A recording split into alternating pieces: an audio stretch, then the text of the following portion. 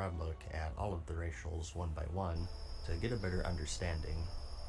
You're going to see humans at the top of a lot of these lists, simply because they have really good racials for pretty much every class. We have diplomacy, which is insanely good, especially for vanilla. 10% increased reputation gain. You want to be a scepter bearer? Go human. You want your eternal quintessence sooner? Go human.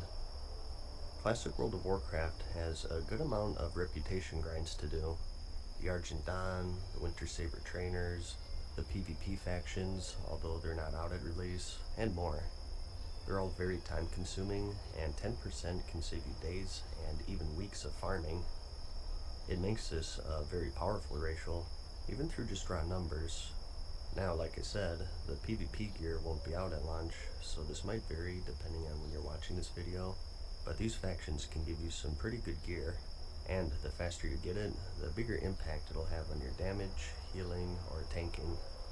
The only downside I can say really is that assuming that Classic never gets updated, it'll eventually be a dead racial once you're exalted with everything.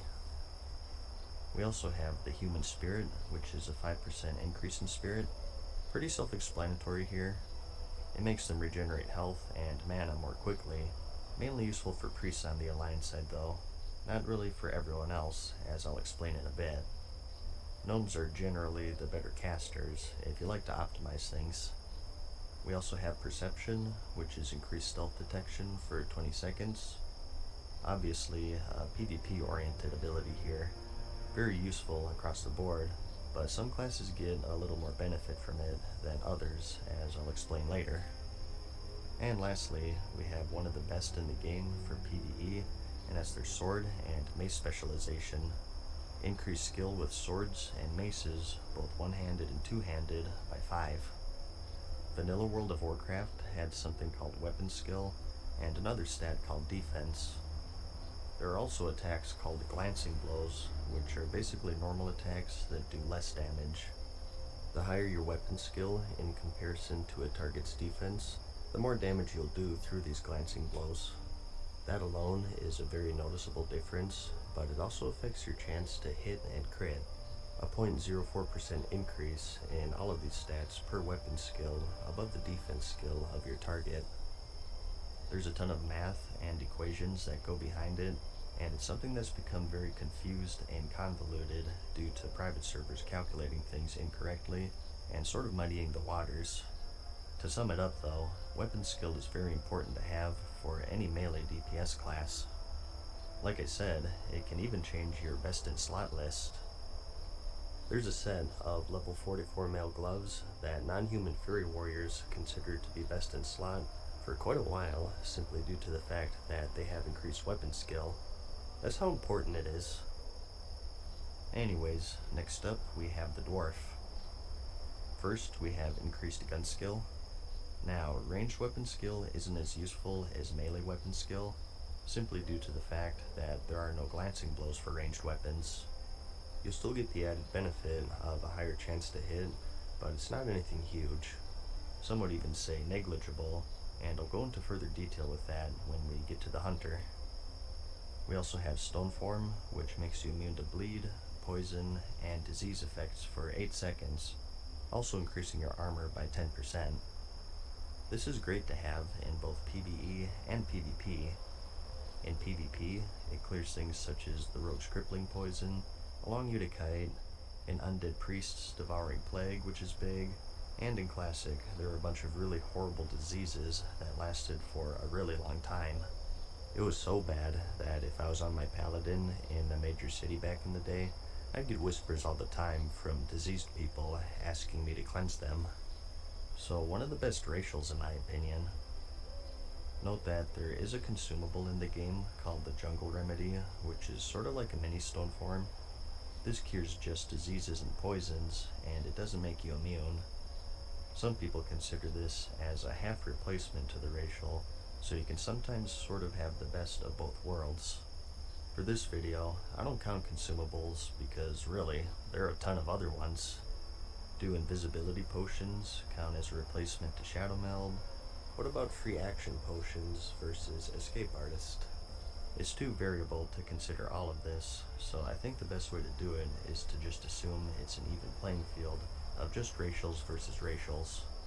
If you want to consider consumables like this, I'll leave that up to you. Anyways, back on subject here. They also have plus 10 frost resistance, which is useful more for the final raid of vanilla, which is of course Nexramus, and also find treasure, which marks chests on your minimap. Kind of handy for gold making, but one thing that sucked about it is that you could only track one resource at a time, meaning that you'd have to choose between this or find herbs or mineral veins if you had herbalism or mining. And next up, we have the gnome. First we have Escape Artist, which is escape the effects of any immobilization or movement speed reduction effect. A 0.5 second cast and a 1 minute cooldown. This is pretty useful. I never really cared for the cast time. You can't use it on the move, and you're almost stunning yourself for half a second to clear a route or a slow. And PvP wise, a lot of the slows that you'll be worried about will be things like crippling poison or frostbolt, and that's stuff that's applied over and over anyways. It doesn't have the benefit of stone form, where it not only clears it, but it also makes you immune for a short period. A good trade-off though is the much shorter cooldown, so it's still pretty powerful. Next we have Expansive Mind, which is a 5% intelligence increase. Intellect increases your mana and also your chance to crit, so this makes gnomes an appealing choice for casters in particular. They also get 15 more points in engineering, which is definitely handy considering it's probably the most expensive profession to level in vanilla. And lastly, they get 10 arcane resistance, which isn't too useful. For classic, you really wanted either fire, nature, or frost, since those are the most common spells in raiding. And shadow for PvP. And this is kind of funny, but back in the day, when you hit water that was deep enough to swim in, it would knock you off of your mount. Since gnomes are the shortest race, they have the biggest trouble with this.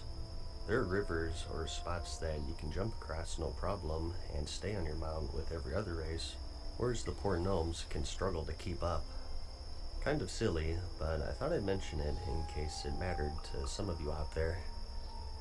And lastly for the Alliance, we have the Night Elves. Shadow Meld is a stationary stealth. It works just like the Druid or Rogue stealth, except it's a bit weaker with the fact that it fades when you move, and people can also see you from further away compared to the normal stealth. Also note that you can't use it in combat, unlike how it is now, but on the flip side, it only has a 10-second cooldown. More useful in PvP, as you'd imagine, getting the drop on people. PvP in vanilla isn't like today.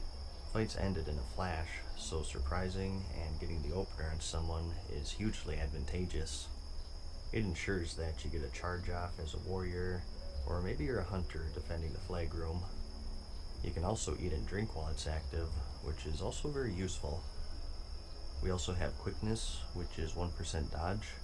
Pretty handy for tanks in particular, which puts them at or near the top for protection warriors for a lot of people, although I think humans are generally picked due to that weapon skill. You also have the Wisp form when dead, which increases your movement speed by 50%, arguably more useful in vanilla since you'll be dying more often, especially for that death run to Ironforge if you plan on doing that. And lastly, they get 10 nature resistance, mainly handy for AQ40 here, for Huhuran, and a couple of other fights. So those are all of the racials. By now, you might have a basic idea of where these really shine for what classes, but let's go over them one by one, starting with the rogue. Talking swords here, humans obviously for that weapon skill, but honestly, it's not as powerful as it could be for the rogue, and that's because of their weapon expertise talent, which increases your skill with swords, fists, and daggers by 5 with 2 points. You do still get benefit, but there are some diminishing returns at higher weapon skill levels. I think it's somewhere around a 2% DPS change, partly due to the fact that your best offhand changes from the Hunger and Cold or Maladath, which increases your sword skill, to something like Iblis, which turns out better for humans due to the stats, versus that diminished benefit from weapon skill. For me, I still keep them on top because it is still an increase, and that reputation bonus is still big. And I know I mentioned it, but don't get too caught up in best in slot lists because remember, we're getting progressive raids. So I talk about the Blackwing Lair and Extremis, but it'll be a while before they're even available, so try not to worry about that stuff too much. Dwarves take second, mainly because I value Stoneform quite a bit. Being able to clear some of those AQ40 poisons or a bleed for a clean vanish is pretty handy. Night Elves do take third for me. As a rogue or a druid, you do get a stealth boost from Shadow Meld, and it's pretty major. It makes pickpocketing or just stealthing through dungeons much easier, plus the dodge is always a nice bonus for solo play. And gnomes come in fourth for me. Talking escape artist here, with proper talents, you can already clear roots and snares with sprint and vanish anyways. I'm of the opinion of making your weak points stronger, not buffing yourself in areas that you already excel in. For PvP, I like Dwarf first because of their stone form pretty much. Like I mentioned, you can use this to get a clean vanish off, which is really useful against rogue vs rogue, or any class with poisons or bleeds for that matter. It even clears blind, since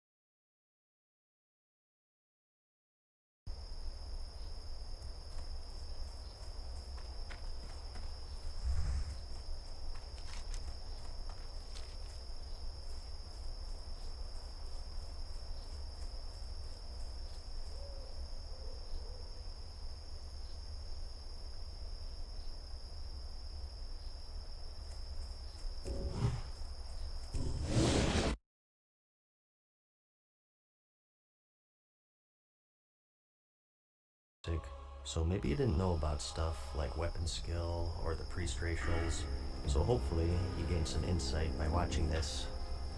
Hopefully I hit all of the highlights. It has been over 11 years for me. If I have any corrections, I'll have a pinned comment for you to check out. If you have any suggestions yourself, post them in the comments, and read through them as well, as I'm sure there'll be some helpful information in there. I should be back soon with the Horde video. I'll post it in the description whenever I get around to that, if you favor that faction. I hope you found the video helpful, like it if you liked it, and I'll see you in the next one. Peace.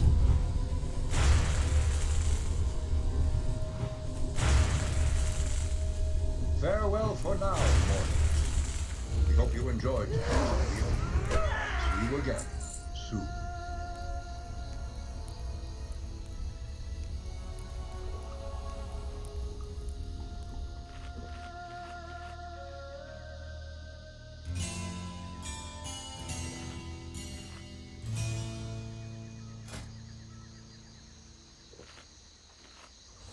Hey guys, what's up? Mad Season here, back with another video for you. I'm continuing my race picking guide here, and as promised, in this video we'll cover the Horde. If you're Alliance, I do have a dedicated guide for that. I'll have it in the description. Sorry if I sound a little more dead than usual, by the way. I just got up, and this is the only time I have to record this today, so you'll have about 20 minutes of Super Saiyan Monotone 3. We'll follow the same format in this one, and there will be some repeat stuff, just to warn you. I'm assuming that people won't be watching both videos, so I'll trade a bit of redundancy just for the sake of being thorough. I will say that this video was much tougher than the Alliance one. Start Resist, Field Charm and Sleep Breaker, and Speed. All four of these races are much closer to each other compared to the Alliance's four, in my opinion. Trolls are probably the weakest of the four, and I know they're the butt of everyone's jokes with their health regeneration, but they do have their roles, as you'll see. Each of these races have their own starting stats, as you can see. Like I said in the previous video, I do take these into consideration, but compared to the racials, these are really pretty minor, especially for the Horde, since they're so good all around. So, just like the last one, let's first just go over each race and their racials one by one, and then go over the lists for each class. Starting with the Orc.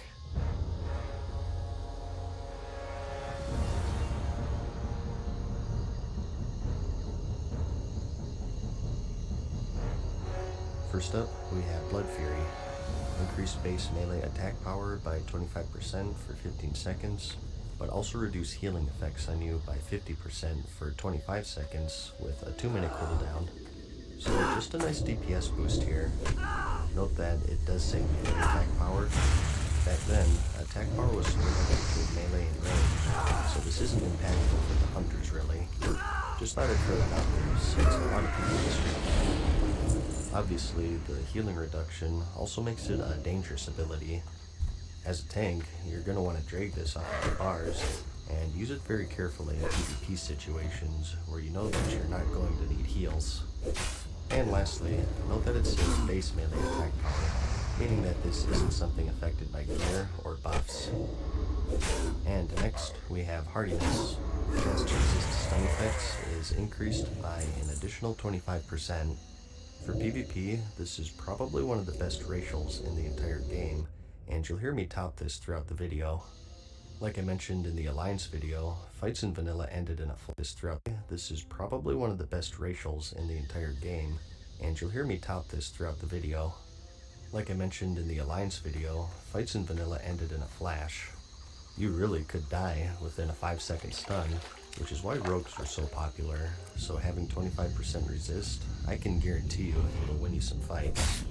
Warrior charge stuns, hammers of justice, raise cheap shot, and cheap shot. As a rogue, if I saw a cheap battle going on, I always use the orcs, because I knew that I would be less effective against them. Why attack a target that has a chance to resist my stuns? Especially orc warriors, they still give me nightmares. So it's very nice in the PvP scene. Not as huge of a presence in the PvE scene, but hey, it's there. And next we have Command.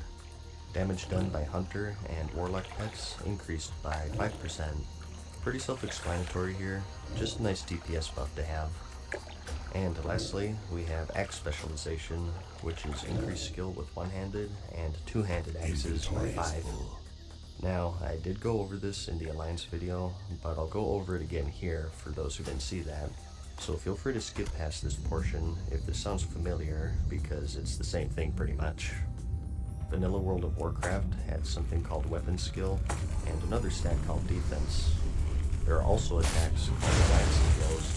They're basically normal attacks that do less damage. The higher your weapon skill in comparison to a target's defense, the more damage you'll do through these glancing blows. That alone is a very noticeable difference, but it also affects your chance to hit and crit. A 0.04% increase in all of these stats per weapon skill above the defense skill of your target. This is the short of it. There's a lot more math to it, and things like diminishing returns at higher skill levels. But to sum it up, weapon skill is very important to have for any melee DPS class. Like I said in the Alliance video, it can even change your best in slot list.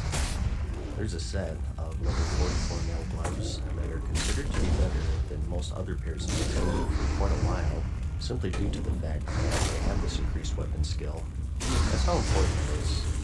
If you'd like to read more about weapon skill in general, in case I suck at explaining it, I'll have a link in the description to a full guide for that. So, Orc is the human of the Alliance. They're great all around, and you'll see them at the top of a lot of these lists coming up. Inventory is full.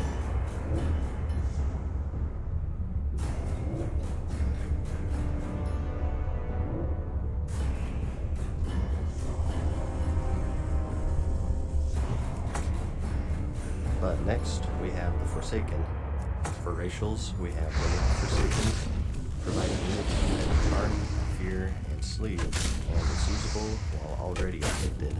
Lasts for 5 seconds with a 2-minute cooldown, so very similar to the Dwarf Soul form that you may remember, a CC breaker with some immunity. It's mainly focused for PvP, but it's still great for PvE. The Onyxia and Magmadar fears being the main ones off the top of my head. Fear isn't as big of an issue for the Horde because shamans have a spell called Tremor Totem. It's sort of a party-wide Will of the Forsaken pretty much, but still, not having to rely on that is still valuable, and you're not going to have a shaman in every party, I imagine. So, overall, a great racial for both PvE and PvP. Next, we have Cannibalize. Hey, just because they're undead, they have to be zombies? I'd be offended. This allows you to eat the corpse of any humanoid or undead enemy, including players. It generates 35% total health over 10 seconds with a 2-minute cooldown, so just a nice little ability to have. It's mainly useful for leveling or grinding. It'll save you some money on food, which is more important for vanilla since money is so much harder to come by. Sort of a taunting maneuver in PvP as well that I always liked. Not only do you kill someone, but you also eat their corpse afterwards. That's pretty metal. Next is Underwater Breathing. Underwater breath lasts 300% longer than normal. Pretty self-explanatory here. There are some quests in the game that require some underwater spelunking. And lastly, we have a +10 increase in shadow resistance. Spell resistance is a thing in vanilla. For PvE, you mainly wanted Fire for the Molten Core, Nature for AQ40, and Frost for Nextramus. Shadow was more useful for PvP. In the grand scheme of things, 10 is a pretty negligible amount, but it's a nice bonus to have.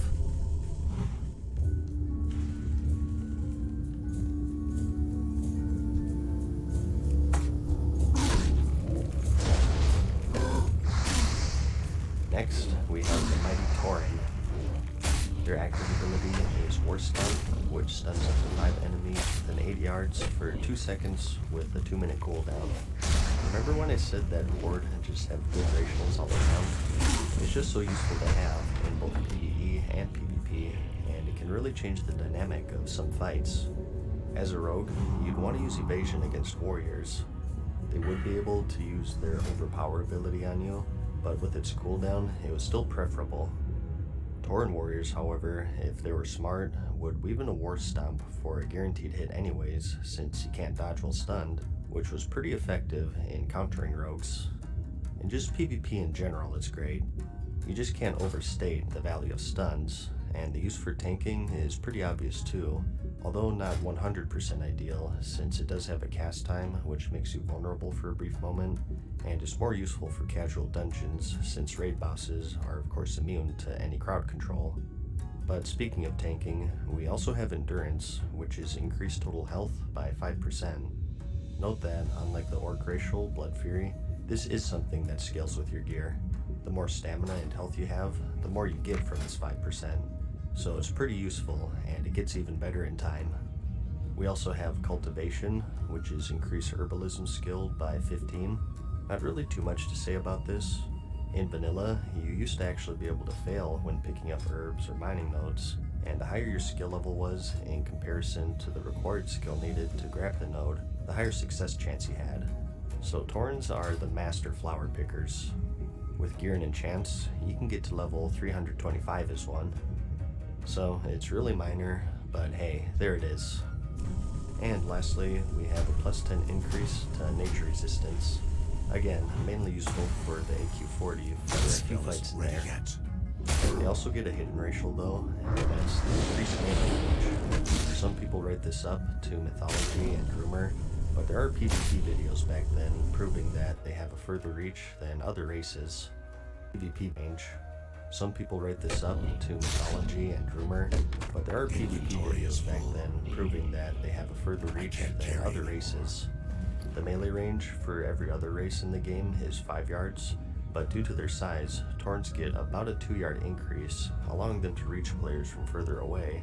But what this also means is that players can reach you from further away as well, so it's not something that's 100% positive for them. In melee fights, it doesn't really give you an advantage, but against casters, for example, it does, since they don't care about meleeing people, of course. It came into use more in the Burning Crusade with pillar humping. Tauren could actually reach through some pillars if a player was too close, and get a lucky mace stun on them and catch them on occasion. It's just something to consider, advantageous in some ways, and disadvantageous in others. I don't want to put too much emphasis on this yet, because I can see this as something that they mess up with the Official Classic, since they're using a modern engine. I still wanted to mention it though, so you're aware that it might be. So if you're watching this video when it's released, just do a quick Google search or test it yourself to see if it made it in or not. And someone mentioned this in my last video. I thought it was a good point, so I'll bring it up too. Contrary to what the ladies tell me, size does matter. In PvP, there are people who click to target, so being a giant cow running around, you may find yourself being singled out more often than not. It's just human nature. If there's a big group battle coming up, people are going to default to the biggest target. So, whereas gnomes have an advantage for keeping a low profile, Taurens have a disadvantage for being quite beefy. There are consumables and gadgets that decrease your size, but like I mentioned in the Alliance video, I don't consider any of that. If you start taking potions and whatnot into consideration, there are just way too many variables to consider this to be useful as a guide. So for this set of videos, it's just racials versus racials.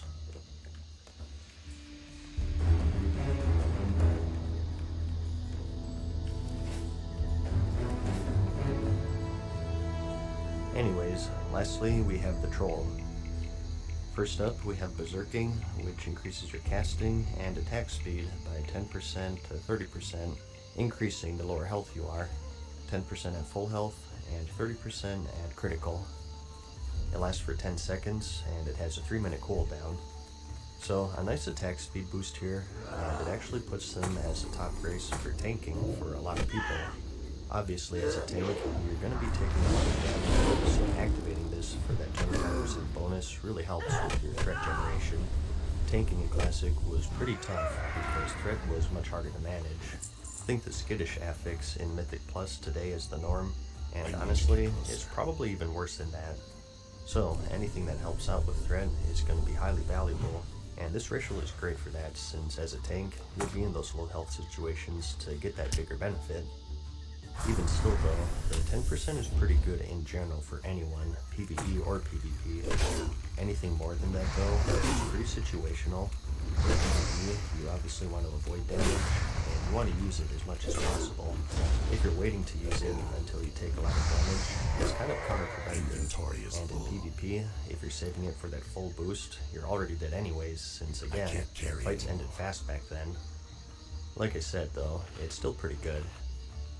We also have Beast Slaying, which is increased damage versus beasts by 5%. Just a nice raw damage boost here, mainly for leveling and grinding. There aren't a ton of beasts in raids. In fact, the only ones I can think of are Magmadar and the Core Hounds in the Molten Core, and a decent amount in Zul'Gurub, so don't put too much value into this if your end goal is raiding here. And we also have Throwing and Bow Specialization. Since I hyped up Orcs so much, you might think this is just as good, but ranged weapon skill isn't as useful as melee weapon skill, and that's because ranged attacks can't glance. You do still get some hit though, and the bow skill is more useful than the dwarf's gun skill that I talked about in the Alliance video, since bows in general are much more viable in raiding. Rocket Large is the one that most of you have, since it's such a high drop rate. It's a nice bonus, just don't take it as high value as melee weapon skill. As for the throwing weapon skill, I'm not even going to dignify that with an explanation. And you know I had to save the best for last, and that's regeneration. Health regeneration rate is increased by 10%, and 10% may continue during combat. This and that throwing weapon skill are the most infamous racials in Classic. They're so bad that they overshadow the entire race actually, which is a shame. Someone did the math, and assuming the max level and the best gear with the most spirit, you'd be regenerating like 5 HP per second in combat. But hey, I heard if you chop off one of their extremities, it can grow back a little bigger, so they do have that going for them. So, those are all the racials. Next, let's go over each class and each roll one by one, and I'll give you my top picks, starting with the warrior. Just to throw this out there, these are all just my opinions and what my personal choices are. What I think is not fact, and I would just end the video right here, but I'm sharing my list anyways and my reasoning for them in hopes that it helps you gain some insight for yourself. So feel free to yell at me or disagree or whatever, as long as it's constructive. I encourage it actually. I do have Orcs as number 1 here for DPS. The impactful racials are that Axe skill and also Blood Fury.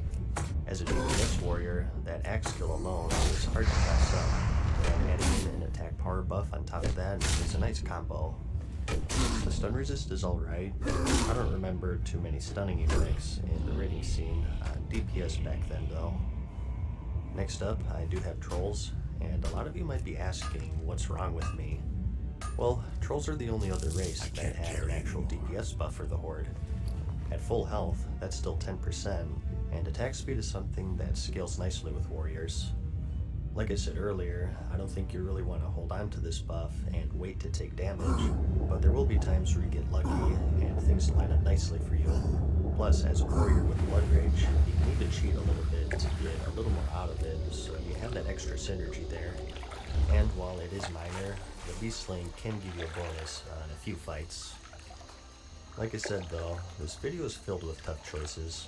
For numbers 3 and 4, I have Undead and Tauren. For Undead, our impactful racial is pretty much just Will of the Forsaken. I would have them at number 2 if it wasn't for the fact that warriors already have an anti-fear effect. Berserker Rage gives you immunity for 10 seconds with a 30-second cooldown, which I think is enough for most fights and raids. Plus, with those Tremor Totems, as Horde, you already have tools against fears, charms, and sleeps. Like I said in the Alliance video, I like covering weak points, not buffing myself in areas that I already excel in, so I'd much rather have that 10 to 30% attack speed over another CC breaker in the PvE scene. As for Cannibalize, this isn't the most major ability, and you won't hear me bring it up a whole lot, but I feel like for Warrior, I have to emphasize it a bit more. Warriors by far were the hardest class to level back in the day, and you would spend a fortune on food. And even at the max level, just grinding mobs, you'd have to eat pretty much after every pull. So Cannibalize is such a handy ability to have if you're killing humanoid or undead enemies, and it'll save you quite a bit of money in the long run, so it's definitely worth considering here. And I do have Tauren at number 4 here. First up, we have Endurance, which is that 5% health, and that's nothing to sneeze at. Survivability is important because you do 0 DPS when you're dead. War Stomp is mainly a dungeon thing, nothing to really stun in raids, aside from the odd trash here and there. Nature Resistance is also one of the good ones, and it'll help you with barrage, and you'll possibly have that increased range, which can help for some fights. Honestly, I feel kind of bad at putting them at number 4 in fact. Like I said, it was hard to make this video since there are a lot of good choices. It really depends on your playstyle and how much you value survivability versus damage. Moving on to PvP, once again, it works at number 1 here. Honestly, for the stun resistance, it really is such a good racial for PvP, and it'll give you a huge edge over rogues, paladins, or any class that relies on stuns. Warriors are tough, and ones that are hard to control are just ridiculous. And we also have Blood Fear, of course, which can be handy. The healing penalty is quite dangerous for PvP, so it's not as good as it could be, but it's there. Really, I like Orc mainly for that stun resist. This is just an added bonus for me. I do have Tauren next. The ratios we care about are War Stomp, 5% health, and that increased range. All very nice for PvP. War Stomp is pretty self-explanatory.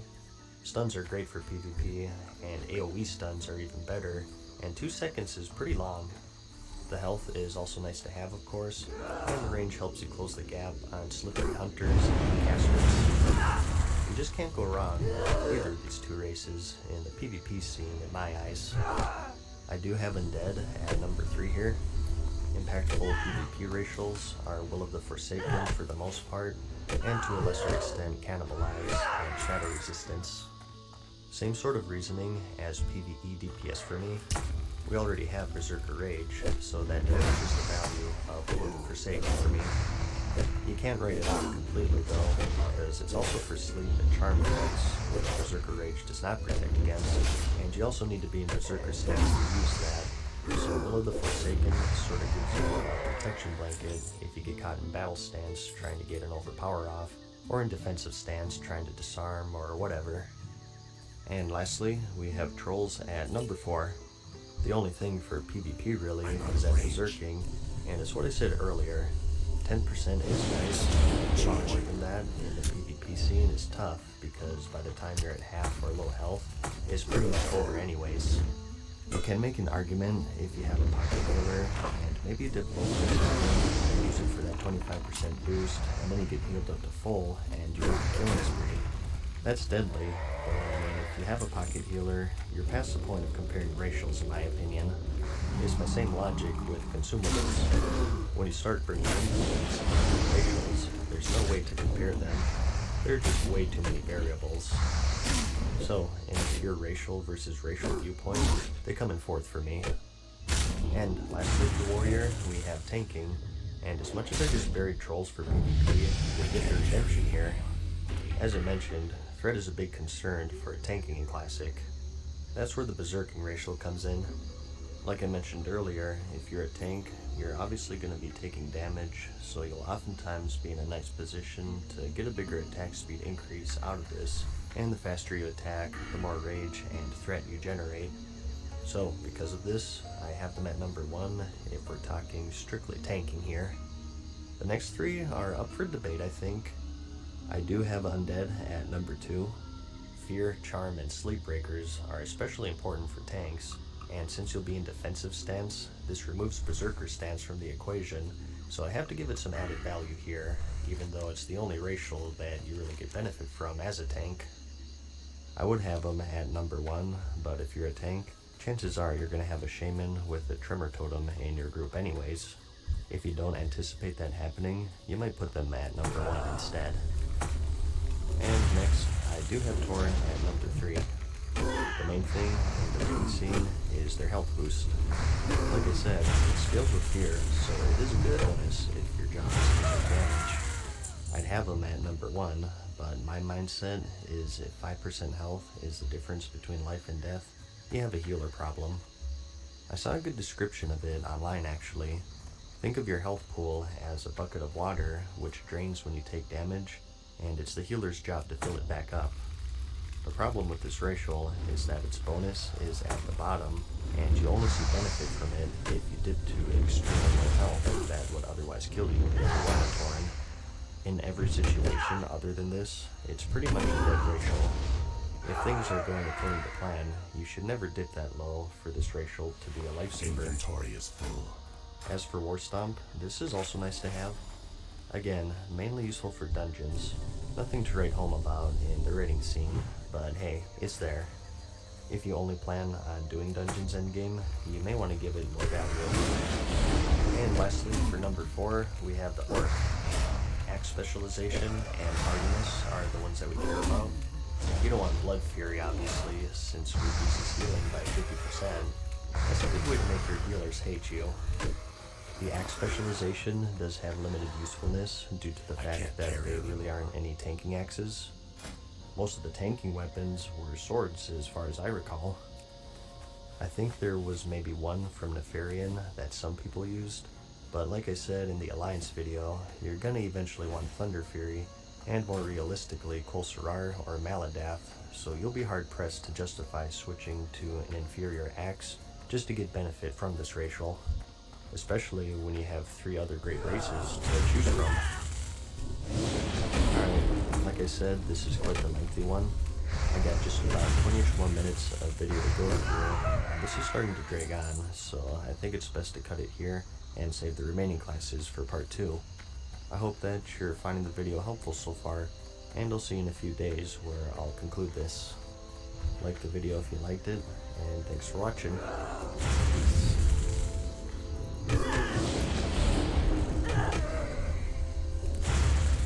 Farewell for now, mortals. Inventory is Hope you full. enjoyed today's video. See you again soon.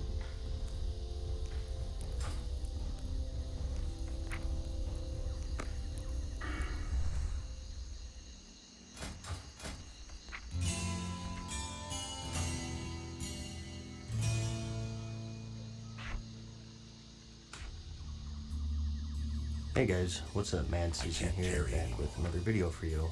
Let's not waste any time here and jump right into part 2 of my Horde race picking guide for Classic World of Warcraft. If you're looking for part 1, I'll have it linked in the description. This video doesn't really make sense without it, so definitely watch that first.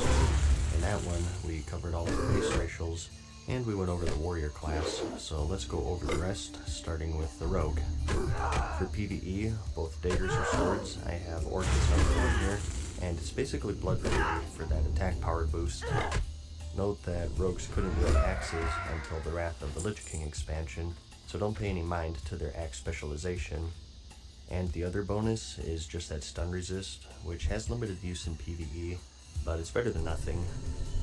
I do have Undead next at number 2, basically for the will of the Forsaken. Like I mentioned, there's a fair share of these CC effects in raiding, and even dungeons back then. Really, you can't go wrong with either of these two. It's utility versus raw damage. Take your pick. I do have Troll trailing behind here at number 3. The impactful racial for them is the attack speed boost from Berserking. Again, same mindset from Warriors. Unless you're intentionally taking damage, the most you'll get out of this is 10% for 10 seconds.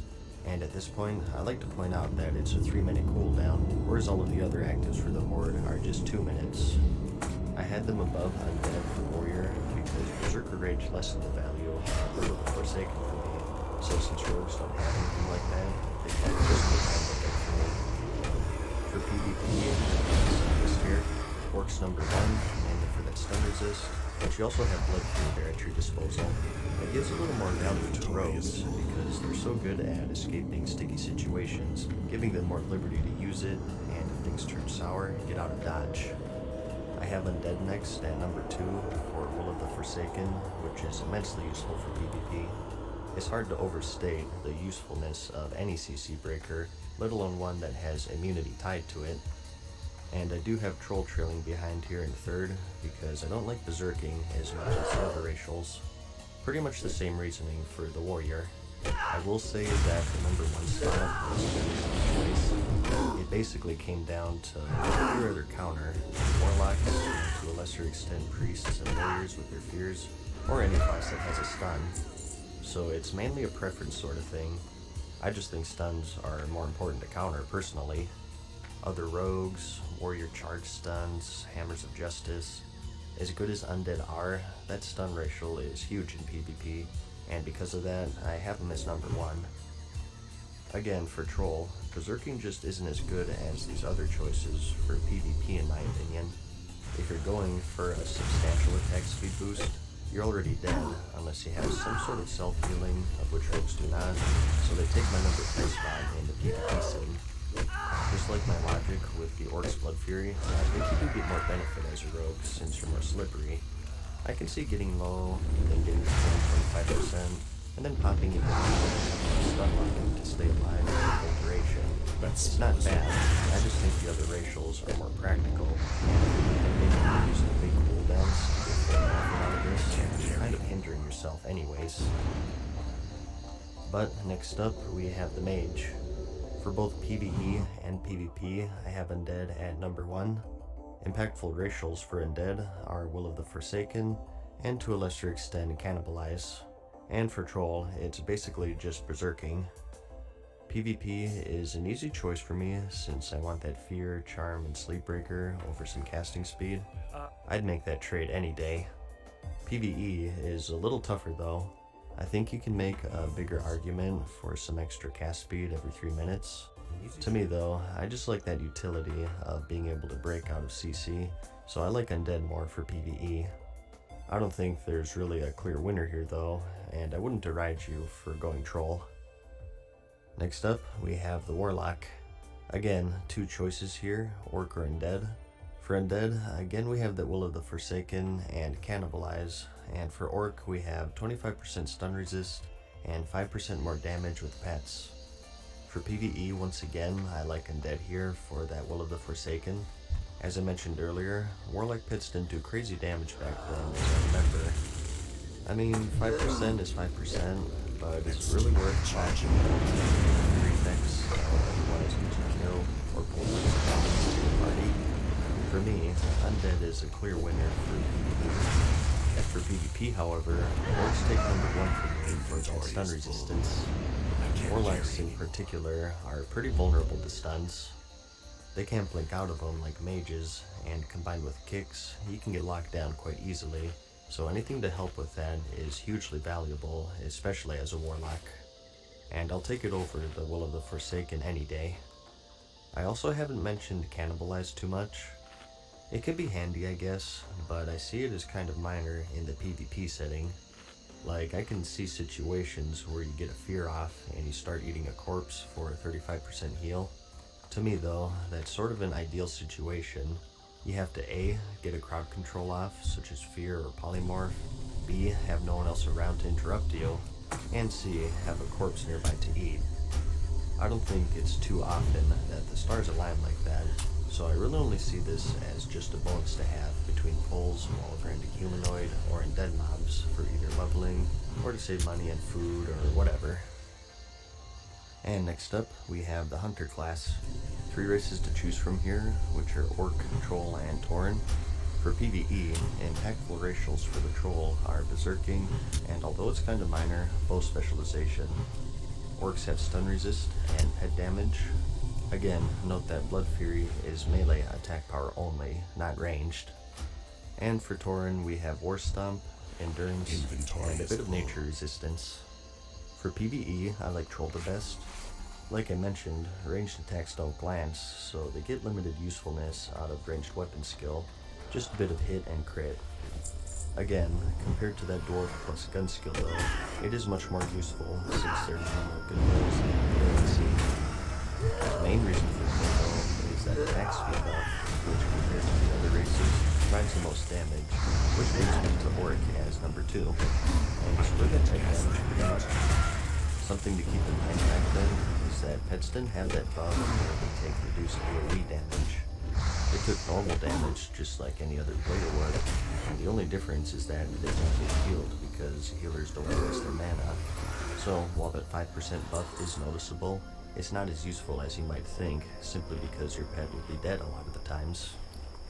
And Tauren I have at number 3.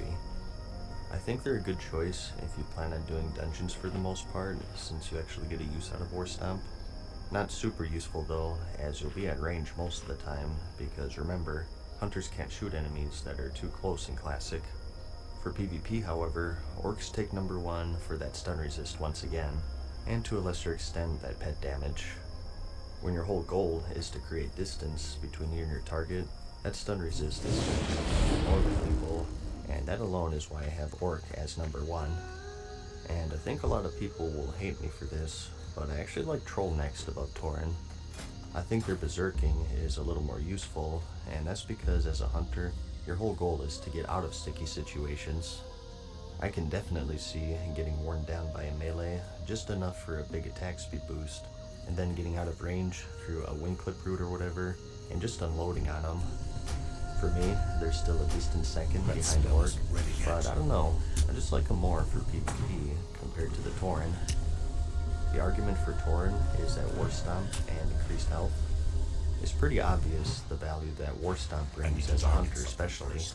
You stun them and get distance and kite, and with the added health, they do get a lot of benefit. Remember though, if that hidden racial makes it in, they have that increased range, but they also get hit from further away, which is terrible as a hunter. And combine that with your increased size, and therefore you're easier to pick out of the crowd, I have them as number 3 personally. Winding down here though, next up we have the Shaman. Impactful racials for the Tauren are War Stomp, Endurance, and Nature Resist. Orcs, depending on your spec, get Blood Fury, Axe Specialization, and Stun Resistance, and Trolls have Berserking. I think Shamans in general are pretty close to each other race-wise, no matter the spec. First though, with PvE healing, I do have Trolls for that casting speed. Like I mentioned earlier, I think healers get more value out of this, because if you have low health, you can get the big buff, and you also have the ability to keep yourself alive, so it's much more practical to me compared to a non-healing class. Next, I have Tauren at number 2. More health, War Stomp in case you pull aggro in a dungeon, gives the tank some time to get everything off you, and Nature Resistance is a nice bonus. They have good survivability, which is definitely important as a healer. And I do have Orc in last tier. For healing, you pretty much just have that stun resist, which is alright. I just think you get more benefit from Taurens and Trolls for healing. For PvP, however, Orcs shoot all the way up to number 1 for me. Whether it's for healing or DPS, you'll be so thankful for that stun resistance once you realize how many there are in Classic, and how you can go from 100 to 0 in just one of them. For number 2, I have the Tauren. I like War Stomp for PvP. For healers, it's a quick stun and a heal without worry of a kick, which is definitely nice, and obviously useful offensively for DPS for locking down your target. Plus, the health boost is always good for PvP as well. And for Trolls, I have the same mindset for PvE with their attack speed buff. It's much more useful as a class that can heal itself, because you can get that bigger benefit without dying immediately after using it. I just think that Tauren and Orc come out ahead. In the Alliance video, I did cover some of the more unpractical roles, so I'll just do the same here for Shaman. As a remember, they fell under the same curse as Paladins in the raiding scene. They were mainly relegated to just healing. I think Elemental had mana problems, and Enhancement just had damage problems, but I'll talk about them here anyways because, hey, why not? So, for Enhancement PvE, I like Orc first. They're pretty hard to beat because they have Axe Specialization, which as you know by now, is hugely important for melee classes. And not only that, but Blood Fury for that attack power, and also the stun resist is nice to have. There is an old axe called Nightfall, which has a good debuff for spellcasters. Enhancement Shamans can wield this if they so choose, so that lines up nicely with their plus skill with axes.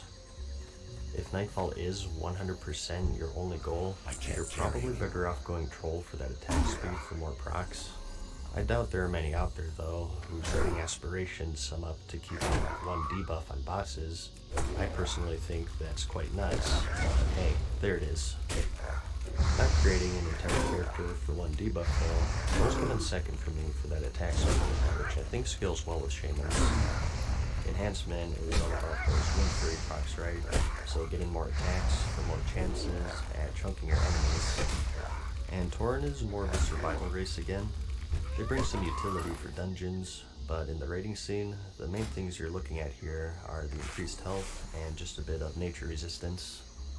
For Elemental, it's all the same reasoning, except that orcs get pushed down to last because their bonuses are melee oriented.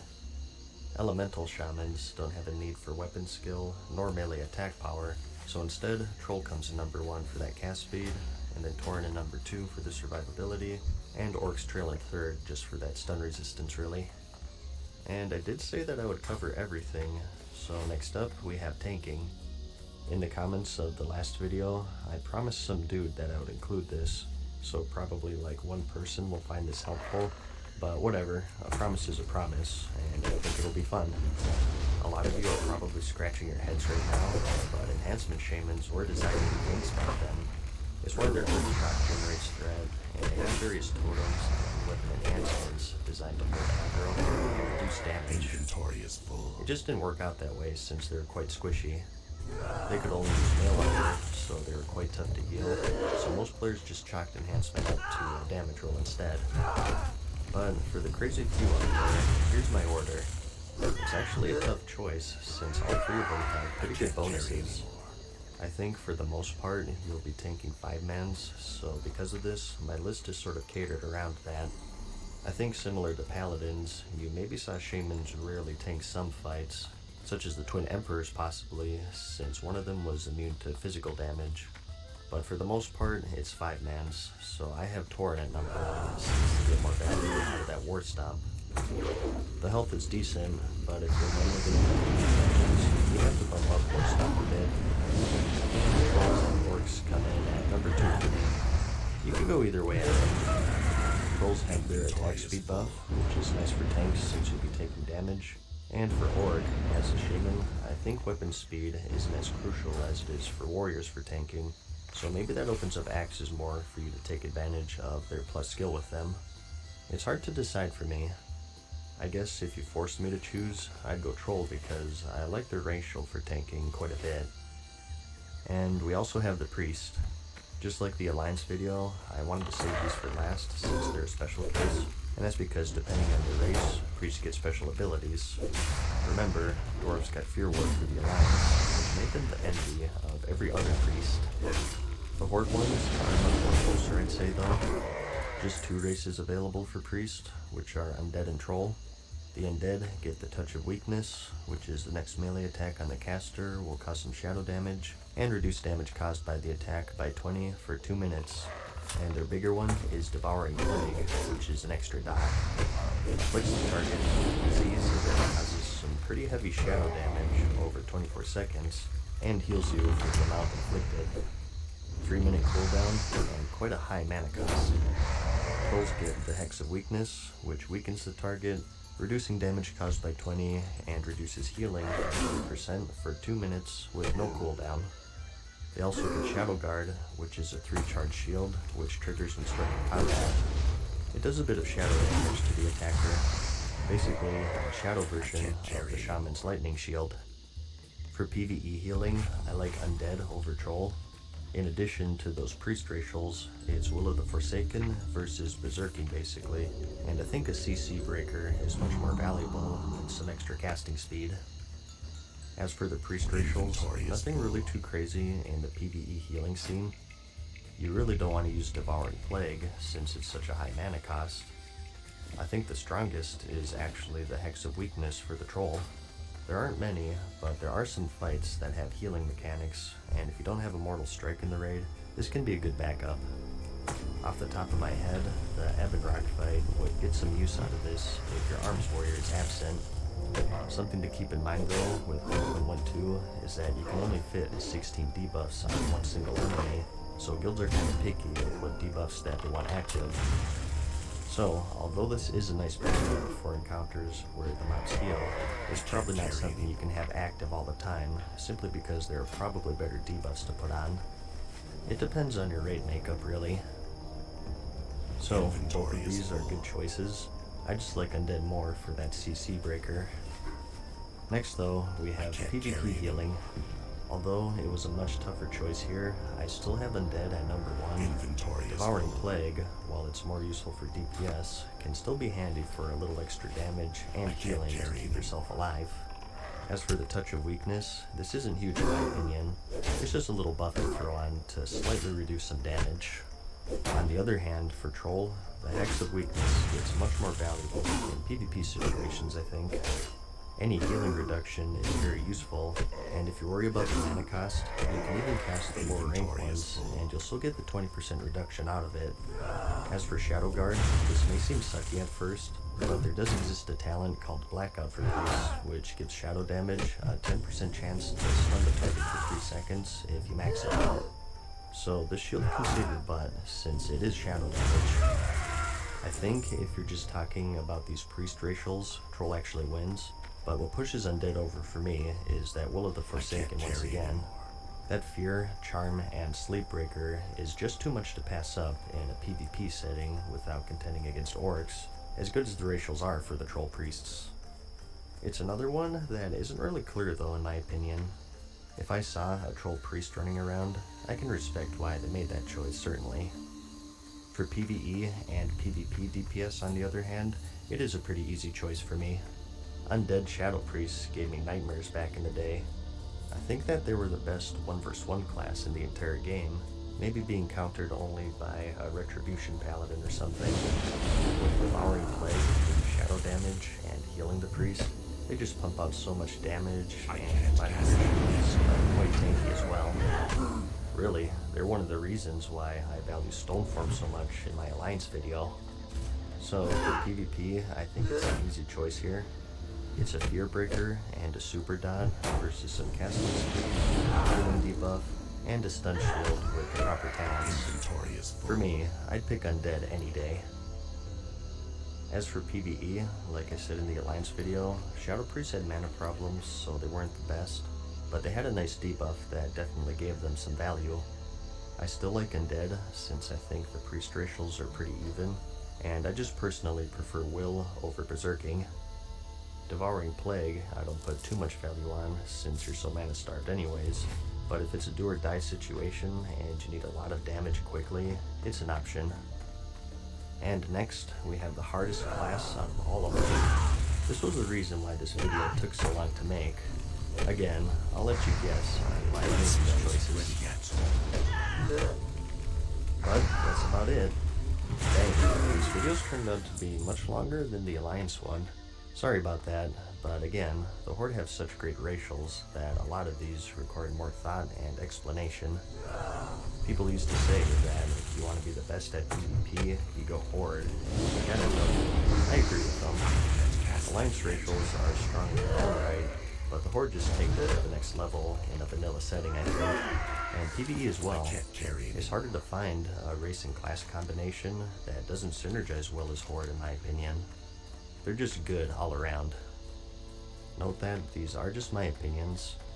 I don't pretend to be all-knowing in this game, but at the very least, I hope that my logic sort of helped you in your choices. If I got anything wrong, just like the Alliance video, I'll have a pinned comment that'll update if I made any major errors, so definitely check that out. And just look at the comments in general. People often post stuff that I didn't think of, so you'd benefit from giving those a read as well before you make your decision. Remember, it's permanent this time. No race changes, no faction changes, or even a barber shop. So think carefully about what exactly you want to do in the game, and go from there. If the Alliance is more your speed, I'll have a full guide similar to this one linked in the description for you. And now that I have both factions covered, I think I might work on a class picking guide next, so keep an eye out for that if you enjoyed this. I hope that you found the video helpful, like it if you liked it, and I'll see you in the next one. Peace.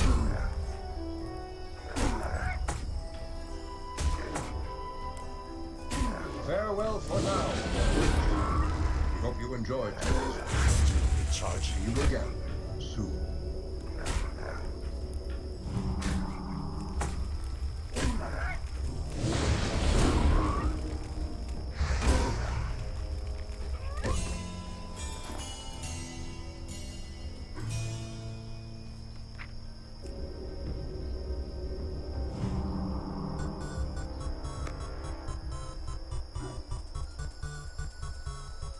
Let's take another trip back in time.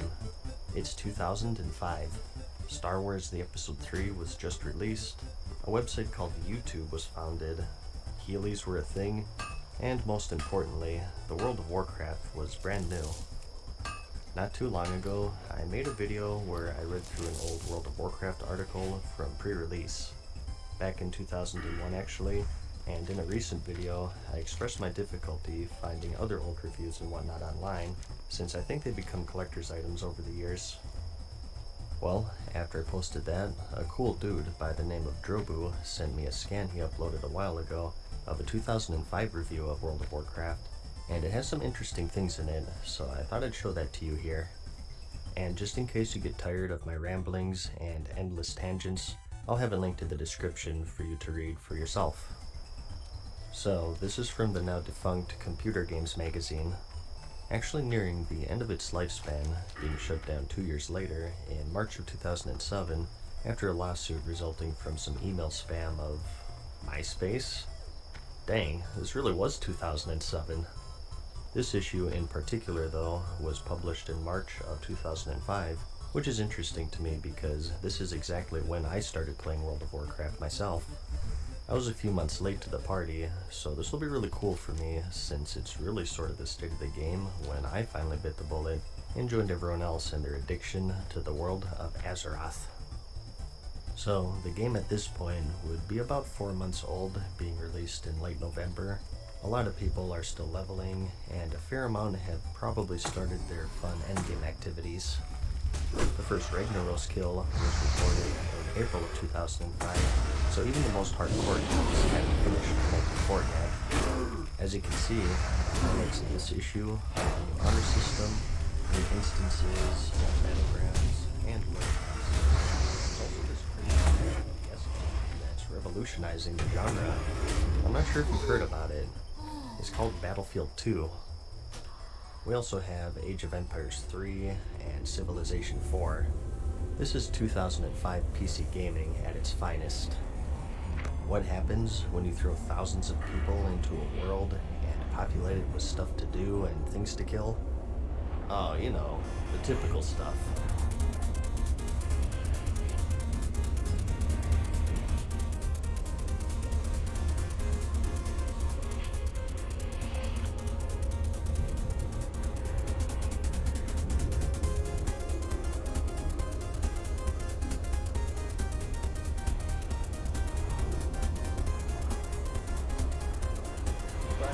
Who the fuck was that? Crush him! What the fuck? Welch! Left side! Even side! Mini Welch! Now! Each new entry has been met with varying levels of anticipation, but nothing short of Star Wars Galaxies, which is the game that I personally came from, has had the expectations of World of Warcraft. Blizzard isn't redefining the formula for the genre as much as it is working towards perfecting it. World of Warcraft is, by any stretch of the definition, a bog standard, massively multiplayer game. It has all the conventions down pat. Interesting character selection choices with 2 distinct sides, a massive world, lots of interesting things to kill, and lots of motivators to push you to the quote next level, and items you can craft, and tons of amazing loot and quests. So, as you can tell, people had a very high opinion of the game. I think a big reason is because at this point, people were either still working towards, or maybe they just got to the end game. Remember just how long leveling took in vanilla before all of the nerfs, and combine that with the fact that it was the first one for a lot of people, it took us months to level. So there was always something to do at this point for most players. It's just like any expansion.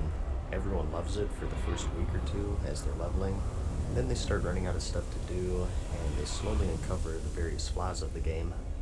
It's just for Classic, that period of wonder and exploration lasted for like 4 months instead of 2 weeks like how it is today. But, as they said, it won't necessarily convert all players who find MMOs boring or pointless. It has the same dubious design choices that no one would ever put in a single-player game, like the need to recover your body after you die. What a casual. Well, I guess I'll give them that one for the vanilla state of the game, since there were so few graveyards. It really could take like 20 minutes to get to your corpse sometimes. I remember the worst was the corpse run for the Molten Core for the Alliance. You'd spawn in the northern Syrian Gorge, and directly on your way back was a pit that dropped you into a giant labyrinthine mine system, and if someone fell in here, it was guaranteed that they would get lost and need someone to come back and guide them out. And remember, there wasn't a teleport to the spirit healer button back then. So I suppose I'll concede this point. They go on to say that there is some tedious busy work and lots of running from point A to B, though mounts, zeppelins, and flight paths help somewhat. Watch out for this guy, he's as tough as he looks. Yeah, somebody's gonna need some stitches here in a second. And here we have some old pictures of some group play. Right here, I've traced their steps to this Blackrock Castle in the Red Ridge Mountains. You had a few elite quests here back in the day, hence the group. And this one is of course from the Dead Mines, which was the very first Alliance dungeon in the game. What makes World of Warcraft stand out is simply how well everything works. Its level of polish is off the charts. It's the feeling that Blizzard has analyzed every element of every existing game, pulled out the best ones, and then lovingly lavished an absurd amount of attention to their implementation. Now, I'm going way off track here, but when I talk about the feel of World of Warcraft's combat and how polished it is, I always use Star Wars The Old Republic as an example. On the surface, this should have been an amazing game, an MMO in the Star Wars universe done right. It's the perfect setting for an MMO, with ample story, quests, and characters to work with, but the one giant gaping flaw that ruined the entire game for me was the combat. For me, it just didn't feel fun in the game. Instead of developing their own engine, they adopted the hero engine, which just didn't work out. Before every attack, your character would do a little animation before you got the actual damage. As a result, it made things seem sluggish and laggy, and it ruined the game for me and many others. It lacked the polish and smooth and fun combat that the World of Warcraft had, and in my opinion, it ultimately led it to its path of free-to-play. And not to pick on Star Wars here, but I also have to mention the Star Wars Galaxies again, a game I look back to very fondly, but the combat system and endgame design, it was questionable to say the least. As for the combat, it was this weird queue-based system where you selected the order in which you used your abilities. Very unorthodox and unpolished. You might be saying, well, of course, it's a game from 2003. You kind of have to expect that. It's still Well, recharging. that's my entire point. World of Warcraft was just 1 year later I in can't use that 2004, item yet. and the overall design, feel, and polish of the combat system was simply amazing. And not just the combat, the talent system, the spell system, the way dungeons and raids were set up, the loot system, and so on. The game had an absurd amount of polish at the time compared to most others, be it combat or otherwise. People often look for answers on just why Classic was looked upon so fondly, and one of the reasons is this level of polish it had compared to, yeah. Anyways, back to the article. It's like a greatest hits collection of the best features from every other game on the market. Other features of its own, like this revolutionary thing called the auction house, will become standard in every future game. Hey, Star Wars Galaxy had an auction house, and that was 2003. I called bullcorn on this article. Here they show a screenshot of the old auction house though. It was always fun to just look at this stuff on there. You couldn't afford it, but you could at least marvel in the shiny blue or purple color of the items and have something to work towards. Or visit eBay. World of Warcraft is the perfect game for new players, a sort of MMO for dummies. Again, just like my CGW video, back then, World of Warcraft was extremely casual in comparison to the other juggernauts at the time, like EverQuest or Ultima Online, and yes, even Star Wars Galaxies. So I always find it funny whenever people say that the game caters to casuals now. It's always catered to casuals, ever since 2004. Oh, now here's what I like to see. It also does a superb job of making every race and class choice distinct. Particularly on the race front, today everything is more or less balanced with each other. Back then, the racials in the game were much more impactful and unique from each other, so much so that you'd try to get certain races for certain roles if you could. It wasn't necessary or a deal breaker by any means, but certain ones had these unique perks that synergized really well depending on your class and endgame activities. Dwarf priests were got the Fear Word spell, or sword wizards, their ability to resist stunts. Your strategy would change depending on what race the player played, and that's something that I personally enjoy. Balance is there, and that's good, but if you take it to the extreme, it also makes it more straightforward and dull, which shouldn't be the case for an MMO game, in my opinion. Players have interesting choices for their character, and you rarely find people who've played for extended periods who are unhappy. Rogues and paladins are better than most hybrid characters. I'm not sure what that's about, but he goes on to say that almost every class has a well-defined role to play in a group. Every character feels special and can be played solo through much of the game. Again, another thing that's been whittled away for the sake of balance. Hunters were the ones who pulled the raid boss, only druids had battle reses, mages had the best CC and were the AoE kings. But now, for the sake of balance, everyone can fit every role. Everyone has a stun, a sprint, an oh crap button, a pew pew button, which does make things more fair, but also really straightforward. You want the game to be more balanced and fair, of course. I'm not saying it's a bad thing. I'm just saying that it's not a 100% good thing. There's sacrifices with everything. It'll be one of the more than aspects of the classic, I think. World of Warcraft isn't a hard game. In fact, you can make a compelling argument that it's quite easy. It rewards persistence as much as it does skill, and it really isn't a problem for most players. Going back to that casual argument and comparing the game then and now, I always say that things such as leveling were harder certainly.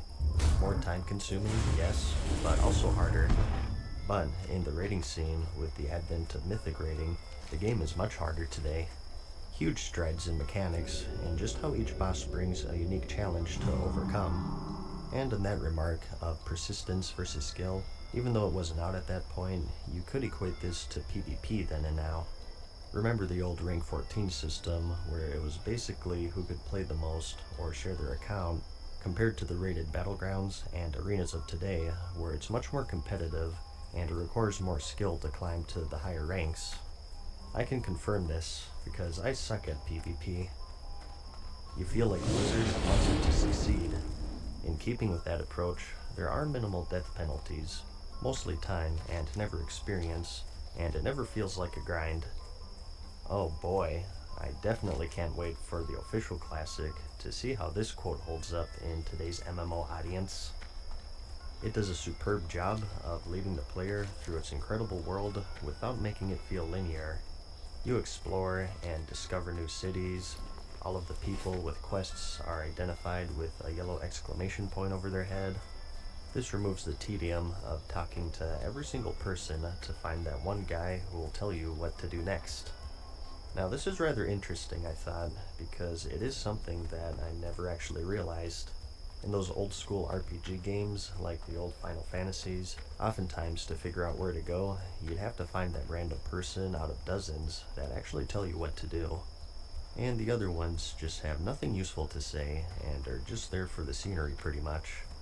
Not having to talk to every single NPC to find the quests, of which there were barely enough to get to level 60, definitely wasn't the standard at the time, and has been something we've surely taken for granted all these years.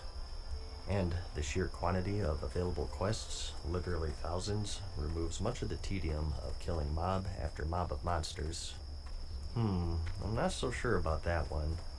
There were areas that you pretty much had to grind mobs unless you had extreme knowledge of the zones and all of their quests. There are also over 24 instance dungeons full of quests. These are self-contained adventures for your party alone, so you'll never run into anyone else. Some are mundane, such as the stockades, while others are spectacular, such as Nomragon. Okay, I think our definition of spectacular may vary here, but I can respect it. On the topic of instance dungeons though, I did want to talk about this a bit more. Now, I never played EverQuest or Ultima Online, It's too but in far Star Wars away. Galaxies, most of the dungeons in the game were out in the world, meaning that you'd have to compete against other players for the bosses, which had lengthy respawn timers. For the most part, you crafted all of your gear in that game, so their loot was just crafting materials, and it created a huge supply versus demand problem, and you'd have people and even whole guilds camping these spawns for hours or even days, essentially locking out the rest of the server and creating a monopoly which they controlled. I hear that the same was true for EverQuest and Ultima Online, at least to an extent, so it's just another thing that we take for granted, I think. Just think about all the drama with the outdoor raid bosses, where people would steal kills or sabotage each other by dragging mobs over an active pole. But now, with Ragnaros, Nefarian, and so on, that would have been horrible, and thinking about it, I probably wouldn't have played it for very long. And I think a lot of you can say the same, right? While PvP is pointless, it does add a new dynamic to the usual gameplay. Remember, this was before any battlegrounds, honor system, or PvP gear. The fiction separates the player out of the gate, but the quests inevitably draw you to contested zones where the two sides mingle, such as the old Terran Mill and South Shore Hub, and we all know how that one turned out. And here, they also talk about World of Warcraft's art and how good the game looked back then. I already talked about this in the CGW video, so I'll skip over it this time, but I will share this line just because I like it so much. And despite all of the areas being unique, from the lush forests of Ashenvale to the stark desert beauty of the Barrens, from the majestic hills of Thunderbluff to the beautiful Loch Modan, all of these areas are unique, but it still manages to feel like a world. The game has loads of personality, with people yelling jokes and a tendency for them to strip and dance. I wonder if the author ever visited the Moonguard Goldshire Inn. Now that's an article I'd like to read. Whether the World of Warcraft is better than Camelot or EverQuest isn't a fair question. Though, if you compare what it delivers today to all existing MMOs, it's amazing to see in how many ways it's already a superior game. If this is how it starts, what'll it be like after a year or two? If only he knew. However it turns out, one thing is clear. It's the best game of 2004. Alright, well, because I ramble so much, I think it's best that we cut it here. There is more that I will return to. This was just 2 pages, and we have 3 more to go. So in the next part, we'll cover the what's next section and preview some of those upcoming features that they teased earlier. If you have any old articles that you'd like me to read, particularly during Classic, let me know. Mother. Thanks for watching the video. Like it if you liked it, The winds and I'll see you in guide part 2 you. soon. Peace. Well met.